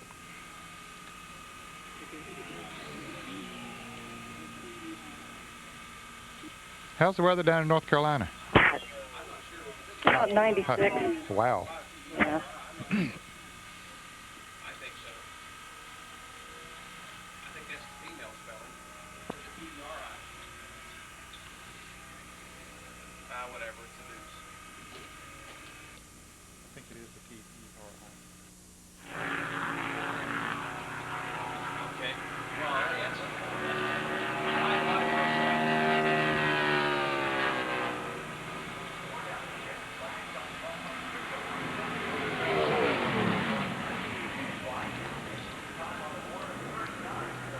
good run for Craven, huh? Yeah, right, right.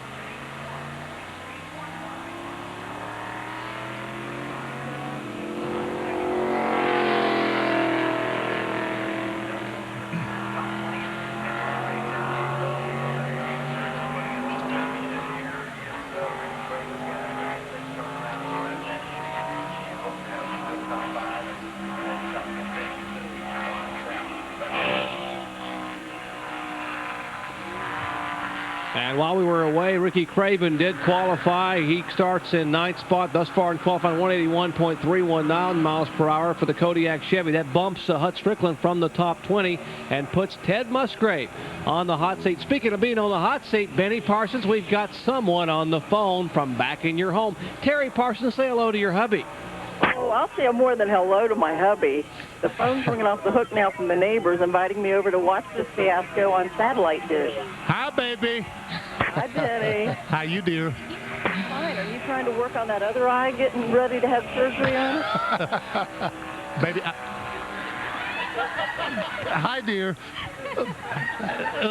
They're putting Going home during the rain break to tell me about him kissing the beauty queen. dear. They're all putting me up to it. They all put me up to it. Oh, I'm sure. Yeah, they did. And Terry, he tells you he works so hard at the racetrack. My goodness, he does work hard, but broadcasting is not the effort, I don't think. Hey, Jerry Punch. He's having near-death experiences with his eye, so I can certainly see he's on a full road to recovery. Hey, Jerry Punch. Yeah, BP. Jeff Bodine just qualified. Tell him what he did. Oh, you're trying to get off the hook. Trying to change the subject. There's Bodine, who was on the pole a year ago for this race and won it, Ned. How'd he do? He qualified 11th fastest, 40.034 seconds for Jeff Bodine. That's in 11th place. And here's the Intimidator, the Goodwrench Chevrolet driver, Dale Earnhardt. That's a speed to beat the pole for Bobby Labonte, 184.403. Hey, Michigan has not been good to Earnhardt. Remember back in June, he took a heck of a lick over in turn 3 and cost him a race car and cost him a lot of points and could have cost him a lot more at those speeds. Ted Musgrave has been bumped from the top 20, and now in the hot seat is Dave Marcus. As Dale Earnhardt goes into turn 1 on his qualifying lap. You can see, too, he stays up there in that second groove. Goodwrench Chevrolet looked like it might have been just a tad loose there in the center of that turn. Earnhardt's worst finish of the year, a 35th place finish, came right here at Michigan back in June. That incident, that accident put him out of the race on lap 127. As 2 poles already here in 1995, qualifying on the front row at Atlanta and Daytona Beach. All right, we're going to pick up pole number 3. Crowd reaction, see what they think of his run. And how do you do, Dan? 6 fastest for Dale Earnhardt. Not a bad run. 39.460 in seconds. His speed 182.463, and that will bump Dave Marcus from the top 20 and put Rick Mast on the hot seat. Let's check in with John Kernan. John? I'm standing by with Michael Waltrip, but Michael had a good line about Benny. What was Benny trying to do back there, Michael, you said? Well, first thing he started to operate, you know, he went to get Buffy and he went to get Miss Winston. I thought it was ratings week or something. He's trying to get all the good-looking women in, but then I seen him talking to that hat dude, and I said, well, there went that theory, so I don't know what he's up to, but I think Terry's got his number a little bit, it sounds like. Yeah, she does. Hey, your buddy Kyle Petty's out there on the racetrack. Any concerns for you guys? Have you talked to each other, I mean, since we've had this rain delay and how the track will change? Not really, because the guys have put down some good times. Earnhardt just run a real fast lap, put him in the top 10, and our car wasn't too good earlier today. We hadn't been running that well this weekend, and so maybe the conditions changing will help us a little bit. Kyle's out there right now, and I think your brother's out there, and you were trying to gather some information for him, weren't you? Yeah, we were trying to figure out what sticker tires are going to do to some of us. We got on brand new tires. We didn't have time to scuff them, so we're kind of in the dark here with the Pennzoil Pontiac. We hope we've made some good decisions. We'll see in a minute. Well, I didn't confuse you. I said your brother's out there and Kyle's out there. Actually, Daryl's waiting at the front of the line. I didn't confuse you there. Well, you can't really tell them two apart anyway. Thanks, Michael. And the Coors Light Pontiac for Kyle Petty comes down for his qualifying effort. Kyle, the 30th car to make an attempt to qualify. And let's see if he made it into the top 20. And Kyle Petty will not get in the top 20, Dad. 23rd fastest, Jerry. 40.176, just over 179 miles per hour for Kyle Petty. And the guy who won this race a year ago after sitting on the pole and is standing by with Benny Parsons. Benny? And this is not a beauty queen. This is Jeff Bodine. And I'm looking at your time up there, 39.765. Isn't that about the same speed you ran last year? We would have been at a pole if this was last year. But they've repaved the racetrack, and it's much faster. Yeah, I'm consistent, though. I haven't sped up. The track has. Everyone else has, but I haven't. Now, that's a pretty good run, actually. Quite a bit quicker than we run in practice, so we did pick up, and that's what you like to see. The engine ran great. The car really handled good. I was a little intimidated by the water out there. Got to admit, I think I lost a little of that courage I used to have. And Michael Waltrip by here is pulling. That's Darrell Waltrip is pulling in on pit road, so evidently on his warm-up lap, he did not take the green flag, so they can raise the hood and check things out, right? Yeah, right. He still can make a lap. He hasn't completed one lap, so as long as you don't take that green flag, you can come back in there and check things out. Maybe he had a skip or a vibration in a tire or something. We'll see what it is. Hopefully he can get back out there and qualify. Maybe a plug wire came off. The crew will attend to that. Jerry Punch. And the Western Auto Chevrolet back on pit road, and they'll raise the hood and take a look at it, and we'll take a quick break and come back and tell you exactly what the problem was.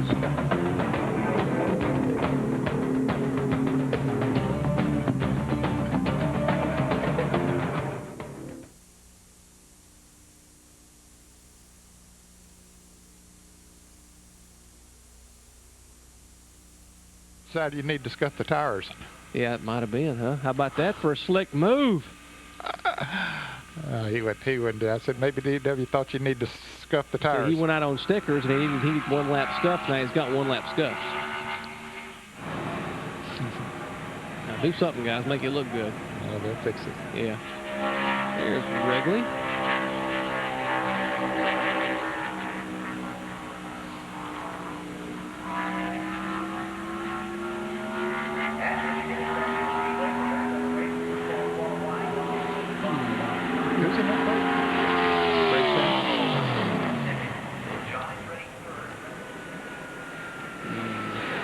He made 17th.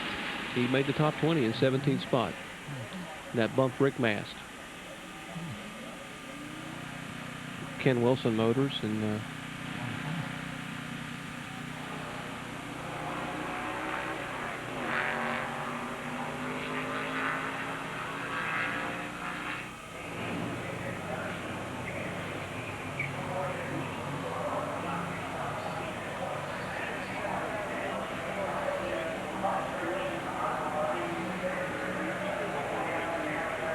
And there's Darrell Waltrip, the three-time Winston Cup champion and a two-time winner, back on pit road. They're pushing the car down pit road. John Kernan, you're standing by. What happened? Well, they thought a plug wire might have come off. Darrell said as he started to get up to speed going down the backstretch, it started, missing just a little bit. So he decided to pull it in, and he thought it sounded like a plug wire was off. And just talked to one of the crewmen, and they told me, yeah, in fact, one of the plug wires had worked its way off, and they have pushed it back on. So that should have solved the problem for DW. Now, when DW came back in, we might mention that Greg Sachs did qualify as Darrell waits to go back out, and Ned, Darrell getting maybe saying a little bit of a prayer. Sachs did qualify. He qualified in 17th spot in the Dean Myers own machine, 180.167, and that will bump Rick Mass from the top 20. And it puts Lake Speed on the hot seat at the moment. And Ricky Craven, who sits 10th, is standing by with Benny Parsons. Now, I thought Ricky Craven would have been tickled to death with 10th, but you're not smiling, you're not happy. Not yet. Have to wait till Sunday. You know, we had a better car. We had a good opportunity for the pole, and with the exception of Charlotte, there haven't been very many of those, but the Kodiak Chevrolet got so loose. It got loose into 3 on the warm-up lap, and then still sunk it into 1, and got real loose there, and we just finished it off. So now that's why you're so glum and why you're so sad, because you had a pole-winning car, maybe, and you ended up 10th. What would you have done? I guess I probably wouldn't be talking to me. No, I think, yeah, I was pretty pumped up. All the guys were, had a shot at it, but plus the delay maybe thought about it a little bit. But, you pretty much know how the car's going to drive. As a racer, you've run that qualifying lap 10 times before you strap in. And I ran that qualifying lap, and I was going to be a little bit tight, just a little bit tight. Except I went down and had a whole lot loose, and that threw my whole plan off, so I just had to abort. Okay, let's check out Darrell Waltrip, guys. Okay, he is on the racetrack, and while we were talking to some others there, Tim Steele made a qualifying run, but he wound up about 29th at the moment for Tim Steele, so Tim didn't break the top 20. Darrell Waltrip trying to do that in the Western Auto Chevrolet. We might remind you the pole speed to beat is Bobby Labonte's 184.403. That is the time to beat. Labonte on the pole, trying to pick up his second pole of 1995. Remember the earlier pole coming in Martinsville this year in the Joe Gibbs Interstate Battery Chevrolet. Here's DW. DW, a two-time winner at this racetrack. Both of his wins coming in this race back in 77 and 84. Well, let's see. Looks like he clocked in about 16th fastest, Jerry. And his efforts for Waltrip, 39.952 second speed, 180.216 miles per hour, and that will bump Lake Speed from the top 20. So on the hot seat is Jimmy Hensley in the Bill Davis MB&A Pontiac. Anyway, let's go down to John Kernan. Well, I'm standing by with Bill Elliott, who's about 5 from the end of qualifying, and he said, "What you guys have been watching us and laughing at us." Is that what you just told me? Well, Benny especially. I mean, Benny and I go way back, and he's a pretty. I don't think his wife's going to go for what he said. Hey, did you hear her on the phone? I didn't hear her on the phone, but I could just imagine what she said. Yeah, it was pretty good. It had something to do with preparing him for surgery for his other eye. Well, I don't think he's been married that long. Hey, let's get serious. How you guys running here?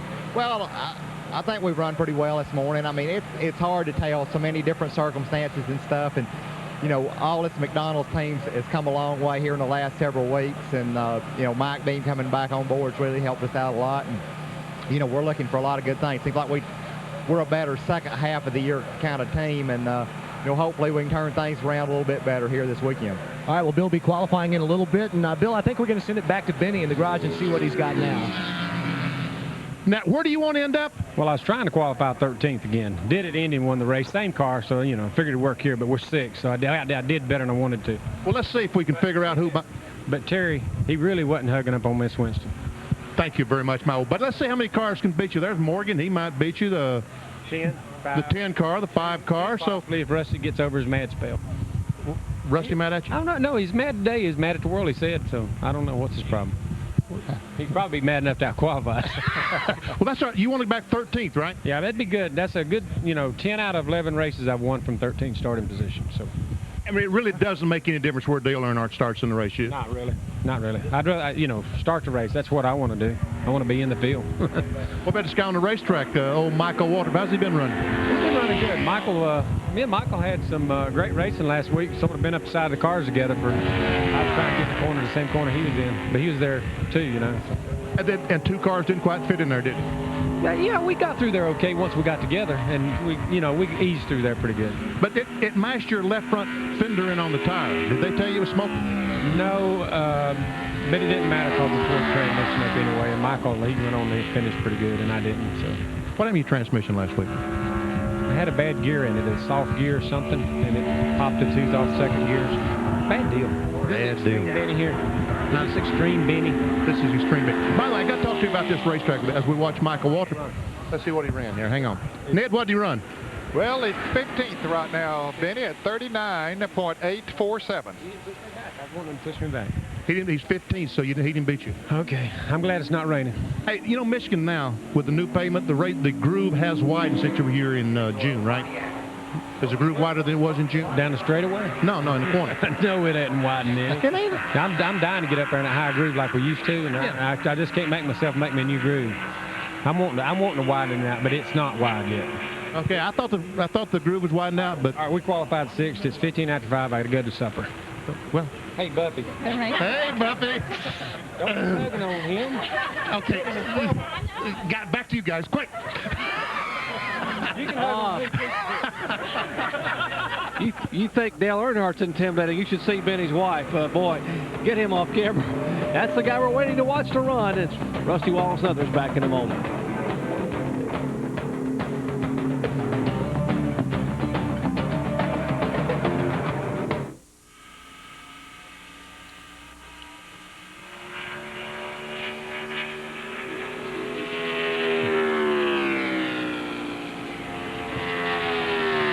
Yeah, okay.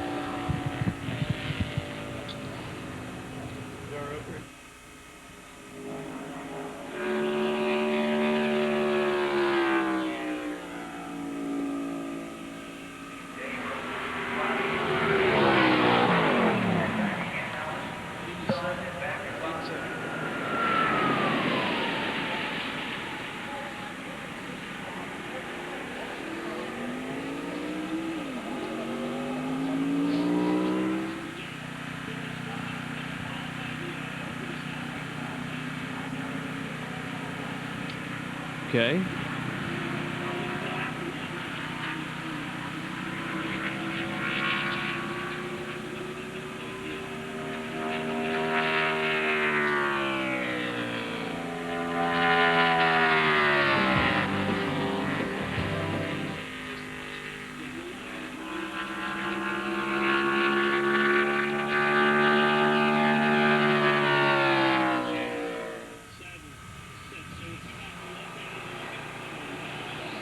Okay.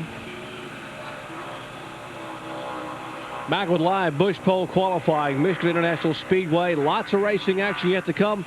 Sunday, our live coverage right here of the GM Goodwrench 400 live, flag to flag, 12:30 p.m. Eastern Time. Dale Earnhardt, that's a picture of the 7-time Winston Cup champion. Can he do it? Can he get a victory here? And hey, how about a week away? We're going to Bristol, Tennessee. Actually, that's Saturday night, 7:30 p.m. Eastern Time. The Goodies 500 from Thunder Valley, Bristol International Raceway. Larry Carrier and company waiting for all the NASCAR family to come in and put on a whale of a show there in Bristol, Tennessee. And Ed, while we were away, we had a couple cars that go out and qualify. Yeah, Steve Grissom ran 179.524. That's good enough for 25th at the moment. And Joe Nemechek has just completed his qualifying run, had a good qualifying run. He's in 12th position at the moment at 167. Okay, 181.100 it is for Joe Nemechek, so a good run for him. And Rusty Wallace should be the last car to go out, but he's standing by with John Kerner. Yeah, Jerry, we were just talking about that. Rusty, last car to go out. Usually it's cooler, and I mean, it'll be 5:30 by the time you get out there, and I think it's heating up. I think it's heating up too, but not much I can do about it. I'm just glad we got the rain going and we get to qualify this thing today. Now, you've got the captain here, and this car really loves this racetrack, doesn't it? It always has been a good car for me. I won the race here last year with it. Had a second, a third. The third's been his worst finish. So, hope we can win this time. I'll try hard. That was a gas mileage, I guess, and the circumstances with the caution back in June. That's nothing you can do anything about, so you just got to go out there and run your tail off, right? That's about it. I've been fighting the gas mileage all year long. We're making good horsepower, but when you're making good horsepower, you burn a lot of gas, and things like this happen. So all I can do is just go out here and run. It's a great surface, man. The car's wonderful. The track is smooth, and I just got to get it qualified. I'm not notoriously too good at qualifier, but in the race we seem to do okay. All right, well, they're pushing your car slowly toward the front of the line, so we'll let you go. And Morgan Shepherd takes the checkered flag back up to the booth. Citgo Ford Thunderbird. Shepherd does get in the top 20 in an 18th spot. 18th spot, just over 180 miles an hour for Morgan Shepherd and the Wood Brothers Citgo Fords. That will bump Greg Sachs from the top 20 in the car number 32. He is in 21st spot. On the hot seat right now, Robert Presley. And another guy on the hot seat is Benny Parsons. BP? Hey, guys, I got somebody that's going to stick up for me. My neighbor lives about 2 blocks down the road, Mike Wallace. Now, you know that always on the straight and narrow, and I would not, I mean, when I hug up on these girls, it's all strictly business, right? Yeah, whatever you say, Benny. Mike. You're my buddy, yeah. You're harmless is what I hear. That's exactly right. Harmless is exactly the word I was thinking. I believe that. Yeah, Ned believes that. That's exactly what Terry. Wait a minute. I thought you was my friend. We are buddies. We're great friends. All right. Where are you at right now? I think we're 17th. I'm the only person sitting around hoping guys run slow right now. You're the only person you want. I want everybody to run slower than me right now. And you're 17th. You want to get in that top 20. You know it. Go home and sleep tonight. The 5 cars on the racetrack. He's been running strong, huh? That's a bad deal right now, isn't it? Terry Labonte, good for Terry. There's all the cars. Everybody here runs good, and all the cars running from the end are good. But we're happy. Heiligmeyer Sports ran awful well today compared to what we had been practicing. We changed a couple of springs right before qualifying, and it rained, and it's kind of scary driving down the corner. You don't know exactly what that car is going to do. So it turned out okay. Mike, tell him it was all strictly business. Strictly business.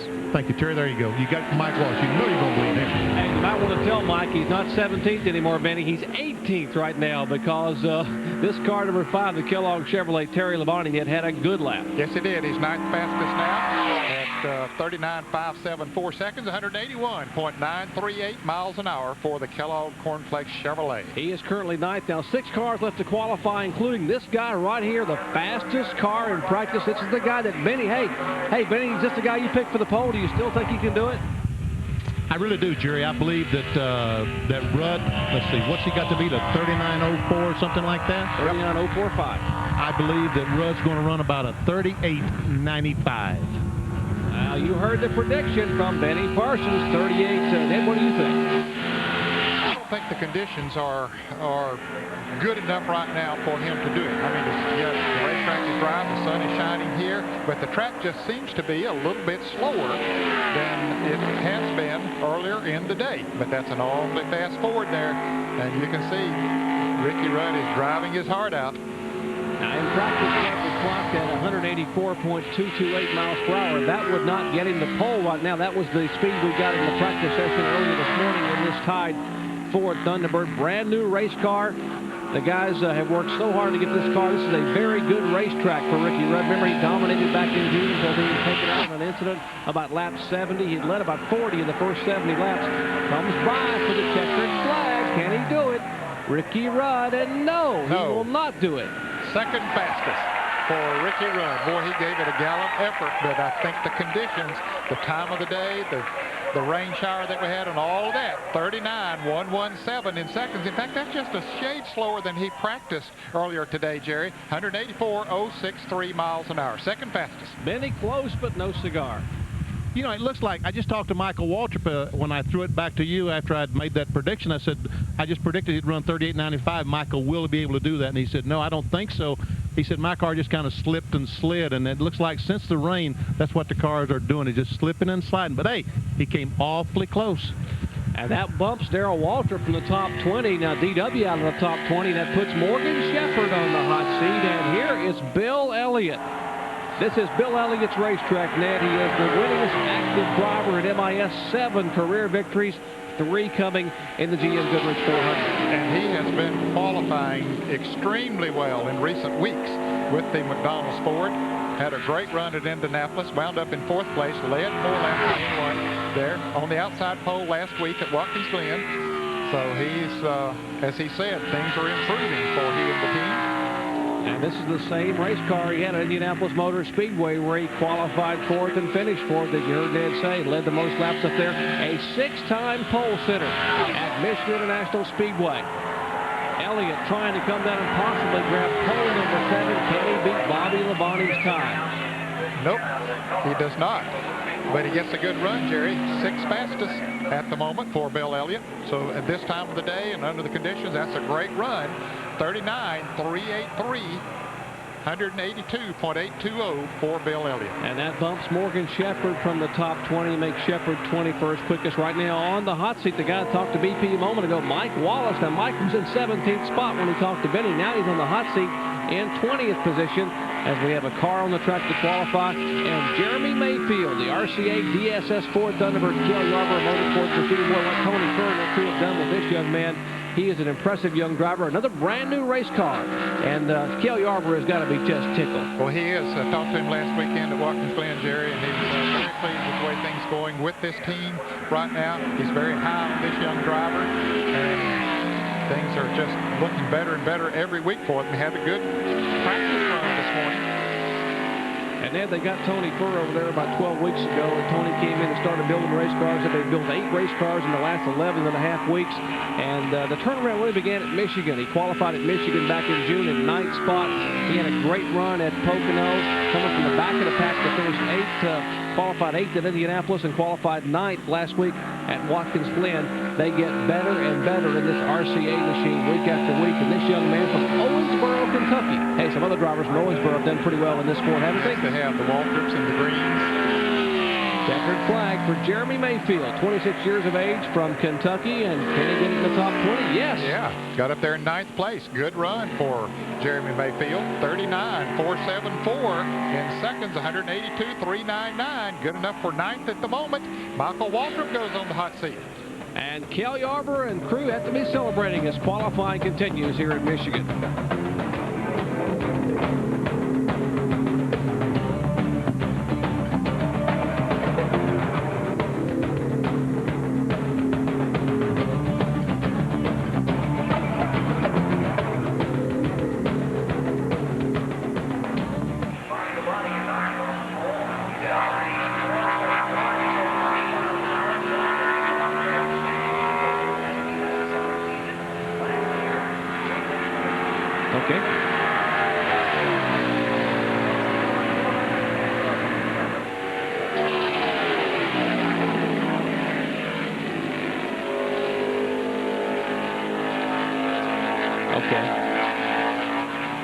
Okie doke.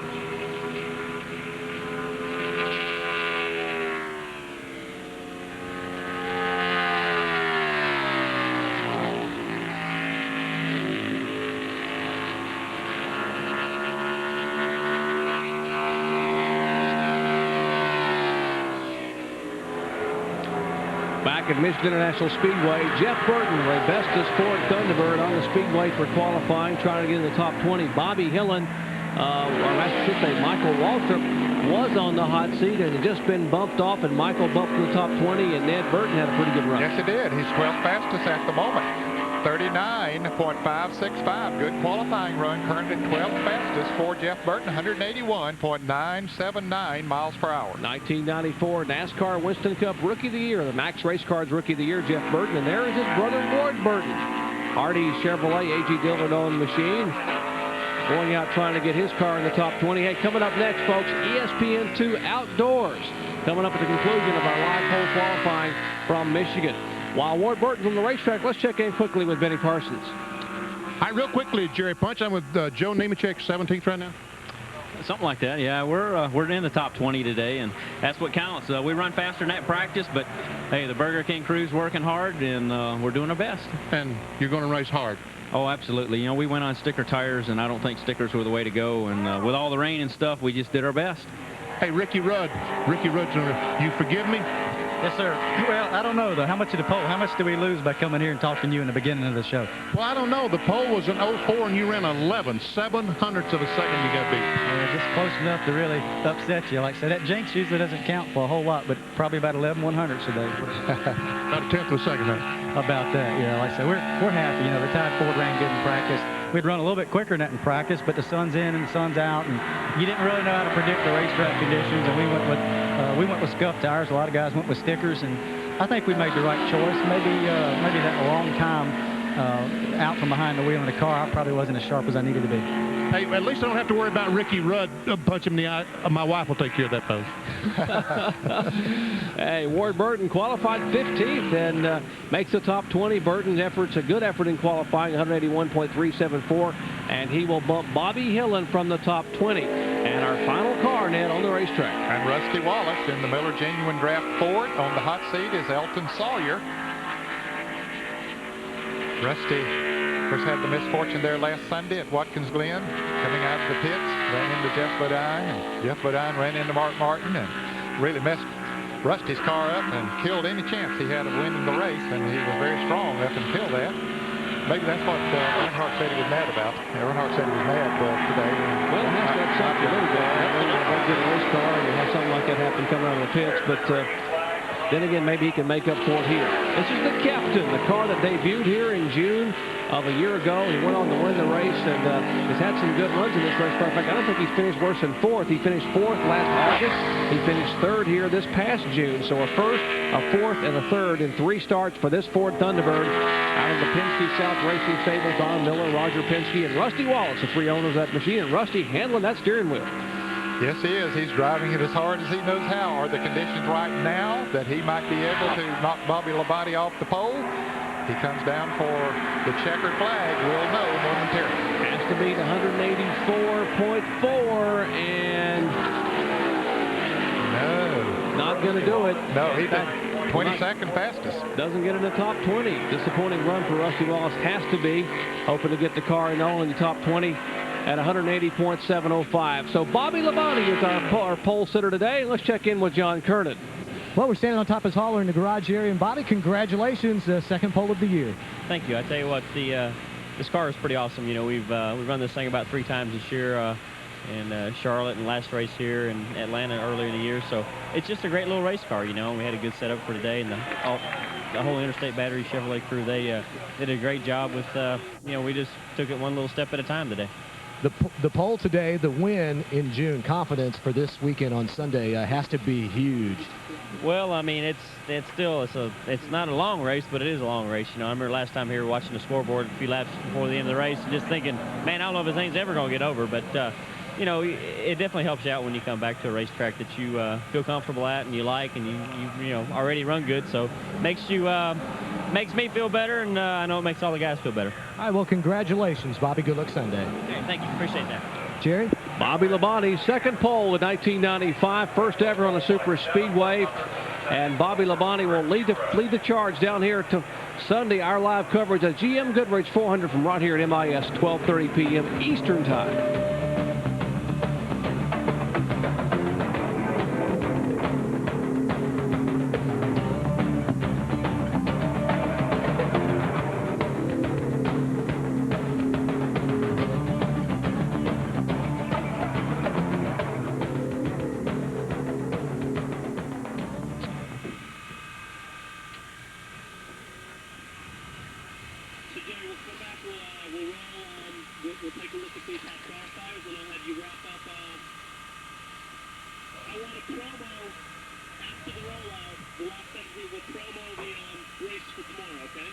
All right.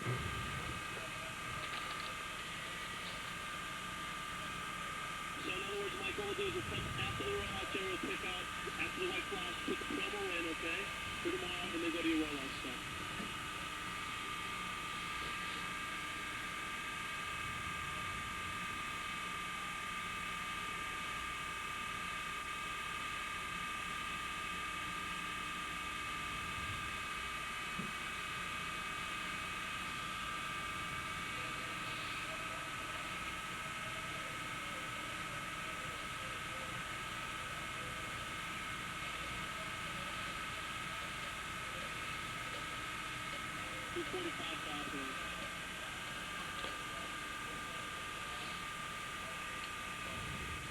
So Jerry Gordon's crash may be in the way. I think he should put it in there.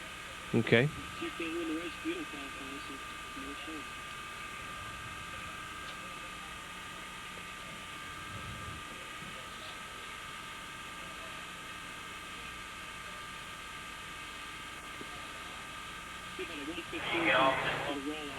Okay.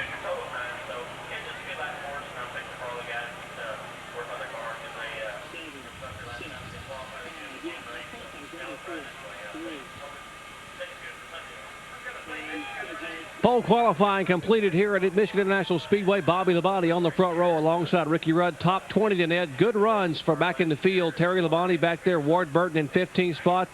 Earnhardt will start in 8th position. And there'll be some drivers who will have to determine whether they participate in second round qualifying or stand on the time that they turned in here today. The top 20 locked in here today. There you can see Craven, Jarrett Nemechek, and Jeff Bodine and Elton Sawyer getting in the top 20. Others down through the line there. Most of those in the top 30 will probably stand on their time. 46 cars to qualify today, and you see back in the field some of these guys toward the back of the pack will need to possibly requalify tomorrow in second round qualifying. And remember now, why is qualifying so important? Because you can't win the race if first you don't qualify. You can drive like you're going crazy and be held back by the wind. You can live wild and free and feel like you can fly. You can't win the race if you don't qualify. Well, you can't win the race if you don't qualify. You can't go to the winner's circle, hold that trophy high. There's lots of fame and fortune that reaches far and wide. You can't win the race if you don't qualify. No, you can't win the race if you don't qualify. That's right. If you don't qualify, you don't win the race, and they've already qualified for the Busch Grand National Series event tomorrow. Live coverage, 1 p.m. Eastern Time. The Detroit Gasket 200. Dale Jarrett and Mark Martin on the front row. Our live coverage. Hey, this guy didn't qualify today, but he'll be back tomorrow for round 2. And watch him on Sunday for our live coverage of the GM Dealers 400. For Benny Parsons and John Kernan and Ned Jarrett, I'm Jerry Punch. Congratulations. This guy right here, Bobby Labonte, he's the pole.